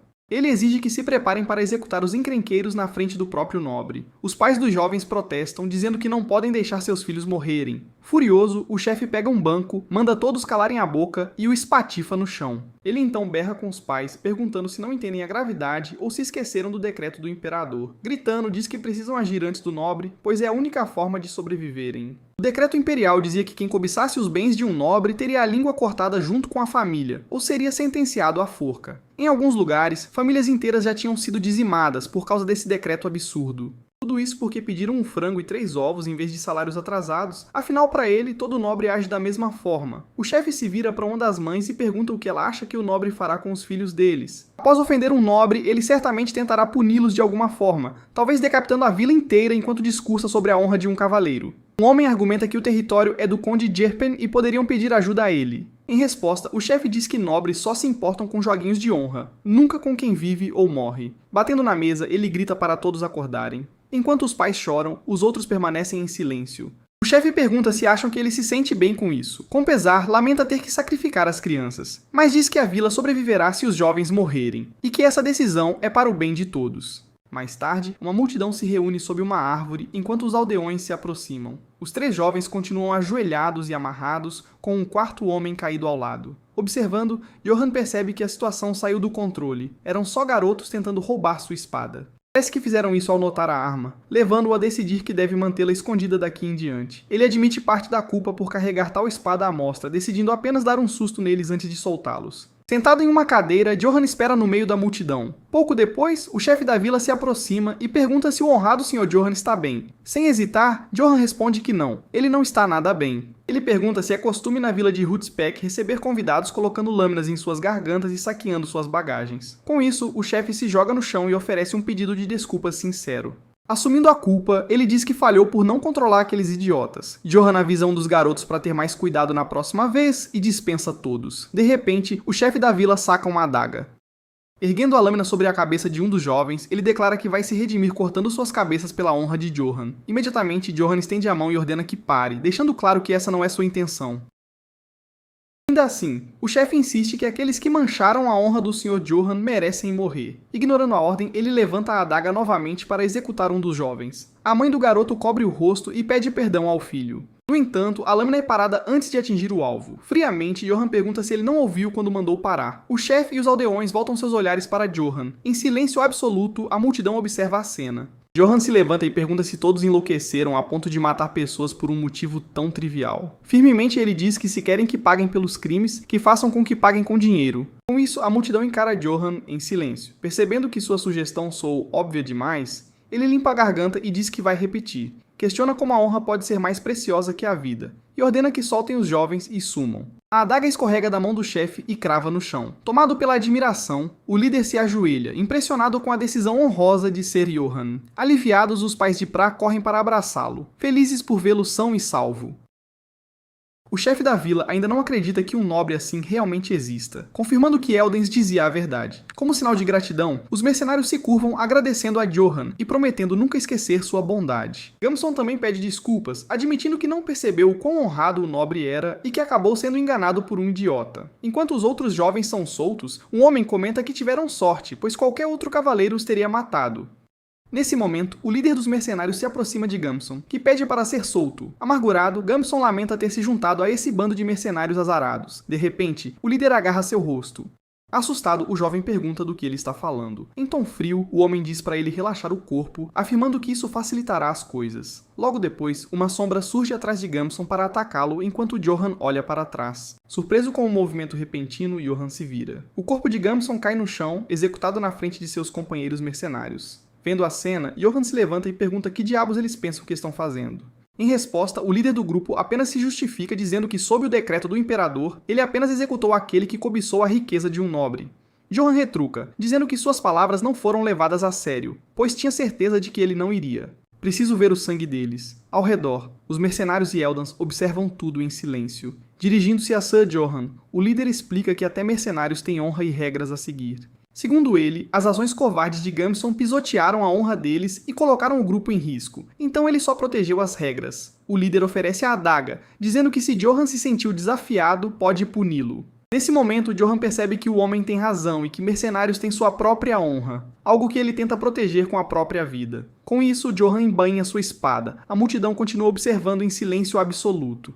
Então, ele afasta a lâmina do líder com a mão. Sinceramente, Johan admite que não considerou a posição dos mercenários e pede desculpas. O gesto surpreende a todos, pois nunca esperaram ver um nobre se desculpar. Johan pede que Khan guarde a adaga e o mercenário pede perdão. Logo depois, ele agradece a Khan pela compreensão. Um dos mercenários repreende Khan por confrontar um nobre, mas ouve que pode levar um chute se fizer de novo. De longe, Eldans olha para Johan com outros olhos. Aquele nobre era diferente dos outros, justo e corajoso, sem nenhum traço de autoritarismo. Isso faz Eldans se perguntar como alguém assim pode existir. Com isso, Eldans decide que fará de Johan seu aliado a qualquer custo, visando melhorar sua reputação na companhia. Mais tarde, o grupo segue viagem sob o pôr do sol. Johan examina um relógio de bolso pego nos espólios. Montado em seu cavalo, ele lamenta ter escolhido o item que parecia mais valioso, só para descobrir que estava quebrado. De repente, alguém se aproxima por trás. Uma jovem o chama de Mestre Johan e diz que agora precisa cuidar de outra pessoa.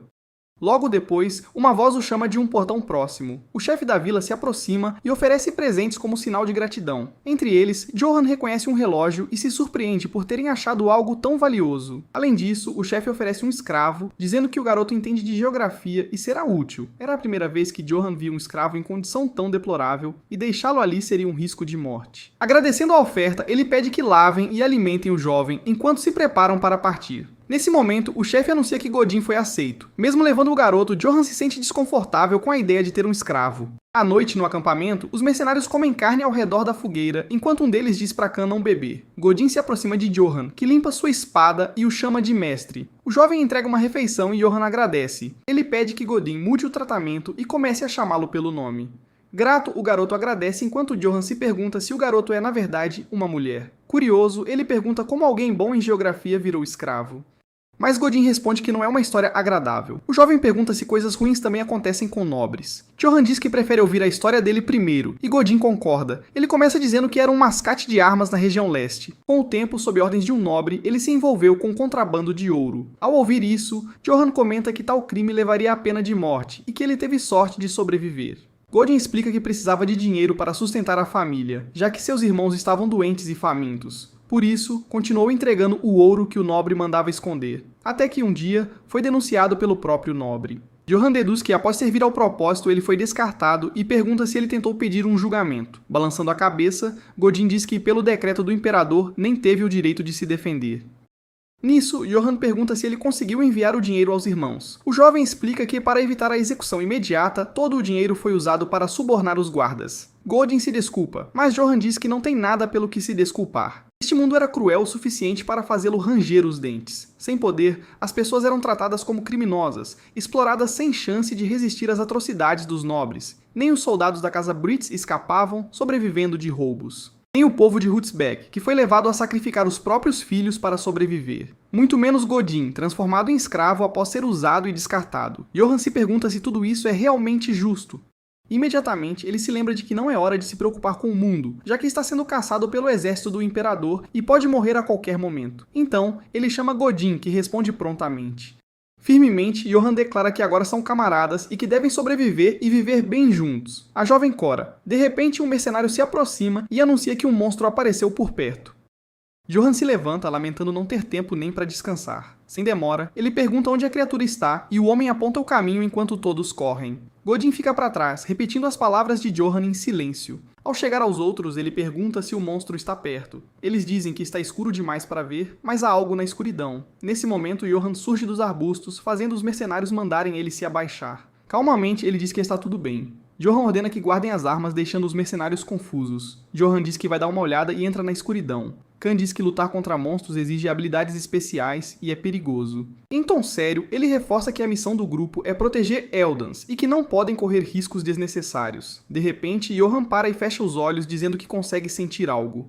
Dando alguns passos, ele se aproxima de um arbusto e reconhece uma pressão familiar, capaz de congelar o coração de qualquer um. No meio da escuridão, um par de olhos se destaca diante dele. Johan identifica a criatura como o lobo negro de Mau Agouro, o mesmo desgraçado de antes. Na última vez, o animal atacou os lobos de Acten em vez dele. Mesmo tendo chances, a criatura nunca o atacou. Por isso, Johan sabe que o lobo não pretende feri-lo. Calmamente, ele pede que a criatura escondida saia. Das sombras, o enorme lobo negro emerge. Estendendo a mão, Johan pergunta se o lobo o seguiu e agradece por tê-lo salvo antes. Pergunta se Johan realmente sabe lidar com monstros, enquanto um mercenário admite nunca ter visto nada igual. O grande lobo se aproxima e cheira o rosto de Johan. De repente, o animal morde sua cabeça, fazendo um mercenário gritar. Nesse momento, Eldans dá um passo à frente e manda o moleque sair da frente. Com a cabeça na boca do lobo, Johan pede que não tenham medo do grandão. Segurando o animal, ele revela que essa criatura é o Guia da Alvorada. Animado, Eldans pergunta se é verdade. Confuso, Johan repete o nome, sem entender o significado. Então Eldans começa a explicar que no Império Oriental existe uma canção antiga sobre essa criatura. Segundo a lenda, em uma noite de lua cheia durante a Grande Guerra, um guerreiro deu um nome ao lobo. Esse nome era Guia da Alvorada. E o lobo, ao recebê-lo, curvou a cabeça diante do guerreiro. Seus olhos brilhavam intensamente e todos gritavam ao vê-lo correr na linha de frente do campo de batalha. Ao fim da guerra que dividiu o continente, o guerreiro trouxe a paz e morreu como um herói. O Lobo Negro chorou por 3 dias e 3 noites, depois partiu em uma jornada para lugares onde a ordem e heróis eram necessários. Essa é a lenda do Guia da Alvorada. Johan pergunta se Eldans não se enganou, pois a criatura é conhecida como o Lobo Negro de Mau Agouro. Em resposta, Eldans explica que o Guia da Alvorada vem do folclore do Império Oriental e que muitos detalhes foram distorcidos ao chegar ao sul. Recitando um trecho, ele diz que o Guia da Alvorada pune o mal e se submete a um herói corajoso. Eldans explica que essa frase vem de um texto antigo do Império Oriental. Nesse instante, Johan começa a entender que tipo de ser é essa criatura. Eldans pede permissão para acariciar o lobo, e Johan concorda. Porém, assim que ele tenta se aproximar, o lobo rosna ferozmente. Diante disso, ele conclui que talvez não deva fazer isso. Johan acaricia o lobo, que logo se acalma, enquanto Eldans se pergunta se a criatura só é gentil com ele. De repente, uma ideia surge em Eldans. Ele se lembra de uma passagem do folclore oriental que diz que dar um nome à besta divina que te segue a torna seu vassalo. Por um momento, ele se pergunta se esse sulista poderia ser o herói lendário, mas logo descarta o pensamento, apenas para reconsiderar um momento depois. Eldans pergunta se Johan já deu um nome ao guia, e ele diz que ainda não teve chance. Insistentemente, ele pede que Johan o nomeie naquele momento. Segundo Eldans, se a lenda for real, algo incrível acontecerá. Johan começa a pensar em um nome, enquanto Eldans sugere Katana. Ao mesmo tempo, Volin se lembra da última vez que presenciou algo assim, quando enterrou aquele desgraçado de Cardway. Apontando para a criatura, Johan decide que o nome será Karamov. Surpreso, Eldans reage imediatamente, reconhecendo o nome. Os olhos do lobo brilham com intensidade. Uma força repentina surge e envolve Johan e Eldans. A criatura uiva, enquanto uma energia poderosa a transforma. Diante deles, o Guia da Alvorada aparece, agora chamado Karamov. O lobo transformado encara seu novo mestre. Calmamente, Johan o acaricia e diz que contará com ele. Virando-se para Eldans, ele concorda que é incrível, mas pergunta o que ele está fazendo. Ao redor, os mercenários observam Eldans prostrado no chão diante de Johan e Karamov. Emocionado, Eldans diz que tudo aconteceu exatamente como no folclore, e que é a primeira vez que vê um mito com os próprios olhos. Ele declara que respeita Johann desde que o viu. Ele o elogia por protegê-los dos bandidos, por mostrar misericórdia aos inimigos e por ser o escolhido da besta divina. Diante de todos, Eldans o proclama o herói dos tempos difíceis. Os mercenários e Godin reagem ao ouvir a proclamação. Entre murmúrios, todos se perguntam se Johann é realmente o herói dos tempos difíceis. Com uma expressão desconfortável, Johann se vira para Eldans. Em tom contido, ele pede desculpas. Ele revela que não é o herói que imaginam, mas apenas um andarilho de uma casa insignificante preocupado em sobreviver. Além disso, admite que está sendo caçado por ter derrotado Karamov até a morte. Johann pede desculpas por decepcioná-lo, mas Eldans nega qualquer decepção. Ele pede permissão para apresentá-lo à companhia comercial Marquian como forma de retribuir a bondade. Ao ouvir isso, Johann lembra de ter ouvido que Eldans ia para Marcel e pergunta que tipo de lugar é, pois nunca ouviu falar. Eldans explica que Marcel é uma famosa cidade de livre comércio e um dos poucos lugares que o imperador não alcança. A informação desperta o interesse de Johann. Com isso, ele aceita a oferta, dizendo que não pode ignorar tal gentileza, enquanto Eldans agradece. Em silêncio, Johann pensa que se o imperador não pode alcançá-lo lá, talvez possa começar uma nova vida como mercador. Enquanto Eldans canta alegremente, Johann espera que não se espalhem rumores de que ele é algum tipo de herói. Refletindo em silêncio, ele pensa no título de herói dos tempos difíceis e como seria bom se ele realmente fosse alguém assim. Ainda assim, ele reconhece que tanto na vida passada quanto agora, não passa de um andarilho lutando para se manter vivo. A memória de uma figura imponente vem à mente, decretando que a partir daquele momento, ele só conheceria o sofrimento. Fechando o punho, Johann admite que a vida antes de sua morte também não foi fácil, mas desta vez é diferente. Agora, ele decide seguir em frente passo a passo, guiado pela própria vontade. Com isso, o grupo parte em direção à cidade dos mercadores ricos, Marcel. Godin comenta que nunca imaginou que conseguiria voltar a este lugar. Caminhando pelo mercado, Johann sugere que façam algumas compras. De repente, Karamov dispara à frente do grupo, fazendo Johann chamá-lo. Um vendedor se inclina, chama um animal de bichinho fofo e oferece um petisco. Observando a cena, Johann percebe que para todos ali, Karamov parece apenas um cachorrinho adorável.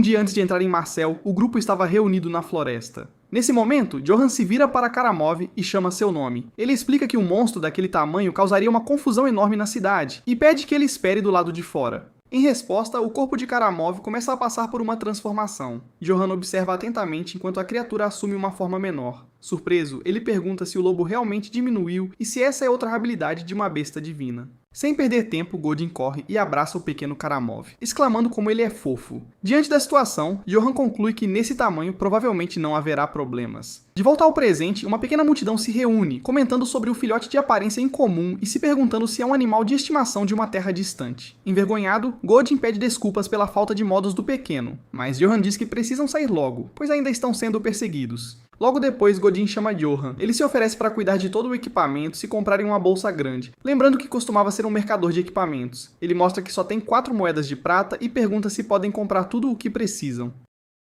Então, Godin pega apenas uma moeda de prata. Ele promete com confiança conseguir tudo o que mencionaram usando apenas aquela moeda. Johann diz para ele não se empolgar, questionando o que poderia ser feito com tão pouco dinheiro. Algum tempo depois, Godin e Johann estão totalmente equipados e Johann mal pode acreditar que tudo foi comprado com apenas uma moeda. Eles adquiriram uma bolsa tática para Johann e uma mochila de suprimentos para Godin, facilitando o armazenamento. Usando seu impressionante dom da lábia, Godin conseguiu vender um capacete completamente destruído por um preço muito alto, e ainda ganhou uma massa de graça. Após comprar vinagre, óleo para manutenção e outros suprimentos, ainda receberam troco. De alguma forma, eles terminaram com mais dinheiro do que tinham no início. Vendo isso, Johann reflete que se um capacete quebrado pode ser vendido por tanto, o equipamento que ele enterrou para Karamov valeria muito mais. Ele decide que se precisar voltar aqui mais tarde, deve desenterrá-lo e colocá-lo à venda. Comentando o assunto, Johann observa que Godin parece feliz fazendo um trabalho tão familiar e pergunta se ele realmente era mercador. Enquanto organiza a nova mochila, o jovem confessa que sentia falta dessa vida. A memória de quando se tornou escravo vem à mente, vivendo cada dia em desespero e medo da morte. Agora, porém, após conhecer Johann, ele sente que recuperou a vida que tinha como mercador. Godin agradece sinceramente, afirmando que mesmo que nunca tivesse se tornado escravo, ainda teria escolhido viajar ao lado dele. Johann diz que ouvir isso o deixa feliz e que contará com ele de agora em diante. A resposta é imediata, acompanhada de um entusiasmado "Ok, Johann". Com isso, os dois decidem explorar Marcel. Após chegar à cidade, Johann, que só conhecera dificuldades até então, finalmente experimenta uma felicidade que sempre lhe escapara. A carne que ele costumava comer parecia sola de sapato, enquanto a carne em Marcel simplesmente derrete na boca. Antes, ele mal conseguia tomar banho e seu corpo coçava insuportavelmente. Na cidade, porém, ele pode se banhar em água quente sempre que quiser. Durante suas viagens, nunca teve um lugar adequado para dormir, e rochas frias e úmidas machucavam seu corpo. Em Marcel, ele agora dorme sob cobertores quentes e macios. Diante disso, Johan conclui que a vida ali é muito boa e decide se estabelecer na cidade. Ele sonhava em viver feliz em Marcel, mas o destino não seguiria o caminho que ele desejava. No dia seguinte, a praça da cidade de Marcel está movimentada. Enquanto caminha, Johan comenta como a vida parece pacífica, já que faz muito tempo que não caminha calmamente pelas ruas. De repente, uma sensação estranha o faz perceber que algo está errado. Notando um grupo de pessoas reunidas, ele se pergunta se outra gangue de bandidos está por perto. Um dos homens confirma que criminosos levaram a filha de Dave e roubaram todas as mercadorias que transportavam. Johan continua a comer seu espetinho enquanto ouve a conversa. Outros comentam que com bandidos à solta, o povo não pode viver sem preocupação. Ao ouvir isso, Godin diz a Johan que a atmosfera da cidade não está boa por causa dos bandidos. Mais à frente, um mercenário ameaça um vendedor, dizendo que pagará depois e perguntando se o homem sabe quem ele é. Ele grita que só quer um espetinho de carne, pois não come há 4 dias. Esse homem era um retardatário do grupo de mercenários lobos de Aquitaine, que se perdeu enquanto perseguia Johan e acabou em Marcel. Ele se vira para continuar a discussão, mas para abruptamente. Nesse instante, o mercenário e Johan se reconhecem. O homem o chama de desgraçado e avança em sua direção. Johan percebe que os lobos de Aquitaine o seguiram até Marcel e entende que a situação é extremamente ruim. Ele sabe que nada de bom pode vir de uma briga naquele lugar. O mercenário salta sobre ele com a espada erguida, gritando para ele morrer. Antes que o golpe possa atingir, um homem a cavalo aparece e atinge o atacante. O mercenário cai no chão, derrotado diante da multidão. Observando a cena, o cavaleiro comenta que, com o estado atual da segurança, todo tipo de gente tem aparecido. Ele então se dirige a Johan, chamando-o de andarilho e perguntando se ele está ferido. Johan responde que não e agradece pela ajuda. O homem sorri e o aconselha a sempre se cuidar. Pouco depois, ele se vira e cavalga pela rua. Enquanto isso, um exército de mercenários começa a se reunir na praça. As tropas se alinham em formação por toda a praça da cidade. Bradil, capitão dos mercenários, Oakwood, diz a todos para não se preocuparem. Ele garante com confiança que seus 500 mercenários aniquilarão o bando de bandidos e tornarão Marcel segura novamente. Godin fica maravilhado ao vê-los pessoalmente, enquanto Johan pergunta se eles são famosos. Em resposta, ele explica que os mercenários Oakwood estão entre os principais grupos do Império. Ao ouvir isso, Godin percebe que, com bandidos rondando a região, o grupo foi certamente contratado para exterminá-los. Johan permanece em silêncio, apenas observando a atividade ao seu redor. Em seus pensamentos, ele reflete que, se Bradil não tivesse aparecido para ajudá-lo, sua identidade poderia ter sido exposta. Se isso tivesse acontecido, ele não poderia mais ficar em Marcel enquanto o Império o caçasse. A memória da promessa de que, a partir daquele ponto, ele só conheceria o sofrimento retorna à sua mente. Respirando fundo, ele se recompõe, lembrando que ainda é um fugitivo. A única maneira de sobreviver é construir um bom relacionamento com uma grande companhia comercial, já que nem o imperador pode interferir neles. Felizmente, Eldans o tem em alta conta, o que lhe deu a chance de interagir com a companhia comercial Katana. Ainda assim, ele se pergunta o que aconteceria se sua identidade fosse revelada antes disso. Ele conclui que, se a empresa descobrisse que o Império está atrás dele, não o protegeriam de jeito nenhum. Se for exposto antes de criar um bom vínculo com a Katana, sua morte é certa. Com o objetivo claro, Johan fecha o punho, determinado a ir à Katana e conseguir a proteção do Império. Até ganhar a confiança da empresa, sua verdadeira identidade não pode ser revelada. De repente, uma voz feminina chama por Johan, perguntando se é ele mesmo. A mulher fera se apresenta como Ibelka, uma funcionária exclusiva da Katana. Ela explica que ouviu sobre seus feitos através de Eldans, e que gostaria de criar um laço próximo com ele e sua casa. Finalmente, Ibelka o convida para acompanhá-la até a sede da Katana, caso ele não esteja ocupado. Eles chegam à filial de Marcel da Katana. Lá fora, Godin tenta pegar a pata de Karamov, mas o pequeno animal morde sua mão. Sozinho, Johan espera em uma sala luxuosa. Ele finalmente chegou à empresa, nutrindo a esperança de que este lugar seja sua chance de mudar de vida. Nesse momento, uma mulher se aproxima por trás, confirma se ele é o Sr. Johan e menciona que ouviu falar dele por Eldans. Ao se virar, Johan a vê se levantar para se apresentar formalmente. Ela se identifica como a gerente da filial de Marcel da Katana. Apresentando-se de volta, Johan diz ser da casa Yates e ela expressa o mesmo prazer em conhecê-lo. Em seguida, Jan o convida para conversar tomando um chá e ele aceita. Uma bebida quente, um produto comercial da região do Mediterrâneo, é servida. Ela comenta que espera que a bebida seja do seu agrado. Johan agradece, embora perceba que é café. Curioso, ele pergunta se o chá é feito de sementes de frutas torradas e é elogiado por Yaon pela sua percepção. Então ela sugere que tratem dos negócios. Jan afirma que eles já podem adivinhar o motivo da visita, fazendo Johan derrubar a bebida de surpresa. Ele imediatamente se pergunta se descobriram que está sendo caçado pelo imperador. Notando a reação, Jan começa a explicar o que realmente quis dizer. Segundo ela, o motivo é que Johan abriga a ambição em seu coração. Confuso, ele não entende a afirmação. Então ela revela que soube por Eldas que ele protegeu inocentes e mostrou misericórdia aos seus inimigos. Ao vê-lo chegar em Marcel, uma cidade infestada de bandidos, ela percebeu sua ambição de salvá-la com as próprias mãos. Diante disso, ele concorda, admitindo que ela viu suas verdadeiras intenções. Jean afirma que a ambição não é algo ruim, mas uma virtude dos que são dignos. Além disso, ela acrescenta que a empresa gosta de patrocinar as ambições de quem considera merecedor. Johan percebe que é uma clara oportunidade de negócio. Se ele desejar, Yaan se oferece para apresentá-lo ao governador de Marcel. Ele entende que o governador tem um papel similar ao de um prefeito e que, com isso, poderia ganhar o apoio tanto da empresa quanto da cidade. Dada essa possibilidade, ele conclui que deve aceitar, pois assim nem o imperador seria capaz de alcançá-lo. Agradecendo pela oferta, Johan pergunta o que exatamente o patrocínio da Katana implica. Yuan explica que o apoio da empresa garante acesso a todos os serviços que oferece, como restaurantes, estalagens e entretenimento. Levantando um dedo, porém, ela avisa que há uma condição. Ele deve prometer lutar sob a bandeira da empresa. Exige que ele lute por ele sempre que sua ajuda for necessária. Johan pergunta se isso significa lidar com os bandidos, mas ela nega. Ela esclarece que os mercenários Oakwood já partiram para essa missão e que outra tarefa está reservada para ele. Ele permanece em silêncio por um momento antes de perguntar qual seria essa outra tarefa. Ion explica que o número de distritos mercantis ressentidos com a empresa tem crescido, acusando-os de monopolizar o mercado. Ela então propõe que ele elimine os membros desses distritos descontentes, e de preferência seus filhos também. Ela olha nos olhos dele e pergunta o que acha dessa única condição. Johan permanece em silêncio, refletindo sobre a proposta. O sol se põe sobre a filial da Katana em Marcel. Algum tempo depois, Johan sai do prédio. Lá fora, Godin o cumprimenta alegremente e pergunta como foi a reunião. Em resposta, Johan apenas encara o horizonte, fazendo Godin chamar seu nome. De repente, Johan grita animado para Godin que eles vão chupar um mel. Confuso, Godin apenas o encara, repetindo a frase chupar um mel.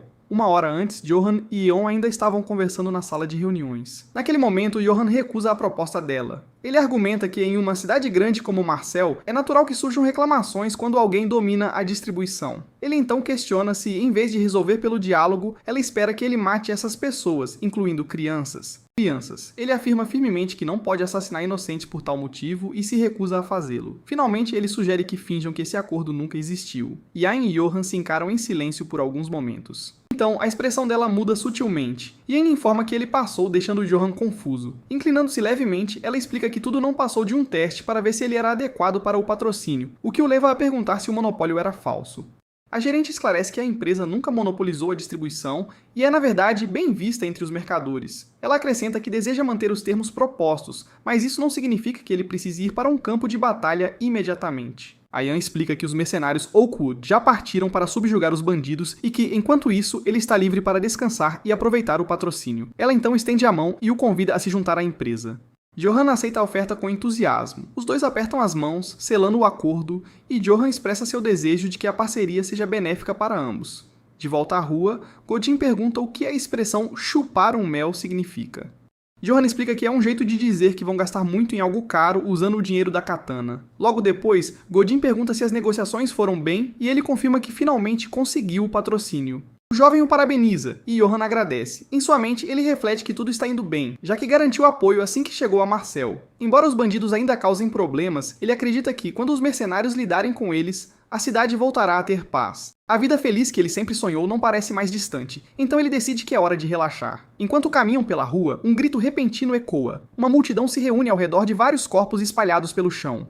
Johan se pergunta o que aconteceu e por que há corpos expostos em público, enquanto Godin o chama. Goran se aproxima e avisa que ele está aqui, levando Johan a perguntar o que está acontecendo. Em resposta, Goran explica que os bandidos ficaram mais violentos, assassinando famílias de mercadores para intimidar a cidade. Um dos corpos ensanguentados jaz no chão de pedra da praça. Observando a cena, Johan percebe que a situação está longe de ser resolvida. Entre a multidão, um cidadão grita que nada está sendo feito e que a cidade de Marcel deveria ser responsabilizada. Outro homem sugere que o imperador está por trás dos bandidos, mas a ideia é rapidamente descartada como absurda. A multidão começa a discutir, com alguns defendendo o imperador e outros o acusando.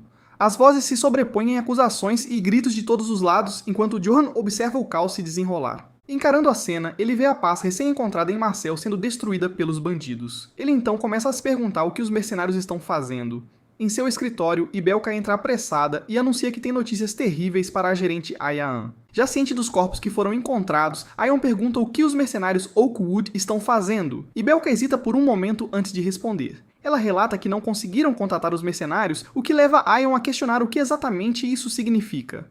E Belka então revela que o corpo do oficial de ligação foi encontrado perto da floresta no dia anterior, em um estado verdadeiramente horrível. Ion reflete que os mercenários Oakwood têm uma força militar comparável à de uma cidade inteira, e não consegue imaginar que tenham sido derrotados por um simples bando de criminosos. Tomada pela tensão, ela bate na mesa e chama por Ibelka, que responde prontamente. A gerente ordena que ela traga Svetolga, o mago do Rio Ifiel, para descobrir através de suas profecias se eles foram realmente derrotados. O Rio Ifiel flui sob o luar. Svetolga mergulha a mão na água e afirma entender a situação. Ele diz a Katana que ela está enganada e que procurar pelos mercenários não mudará nada. Segundo a profecia, Johan, o homem que matou o cão do imperador e fugiu está agora escondido no bolso de Marcel. Ainda assim, Suitold afirma que as coisas não sairão como aquele bastardo imaginou.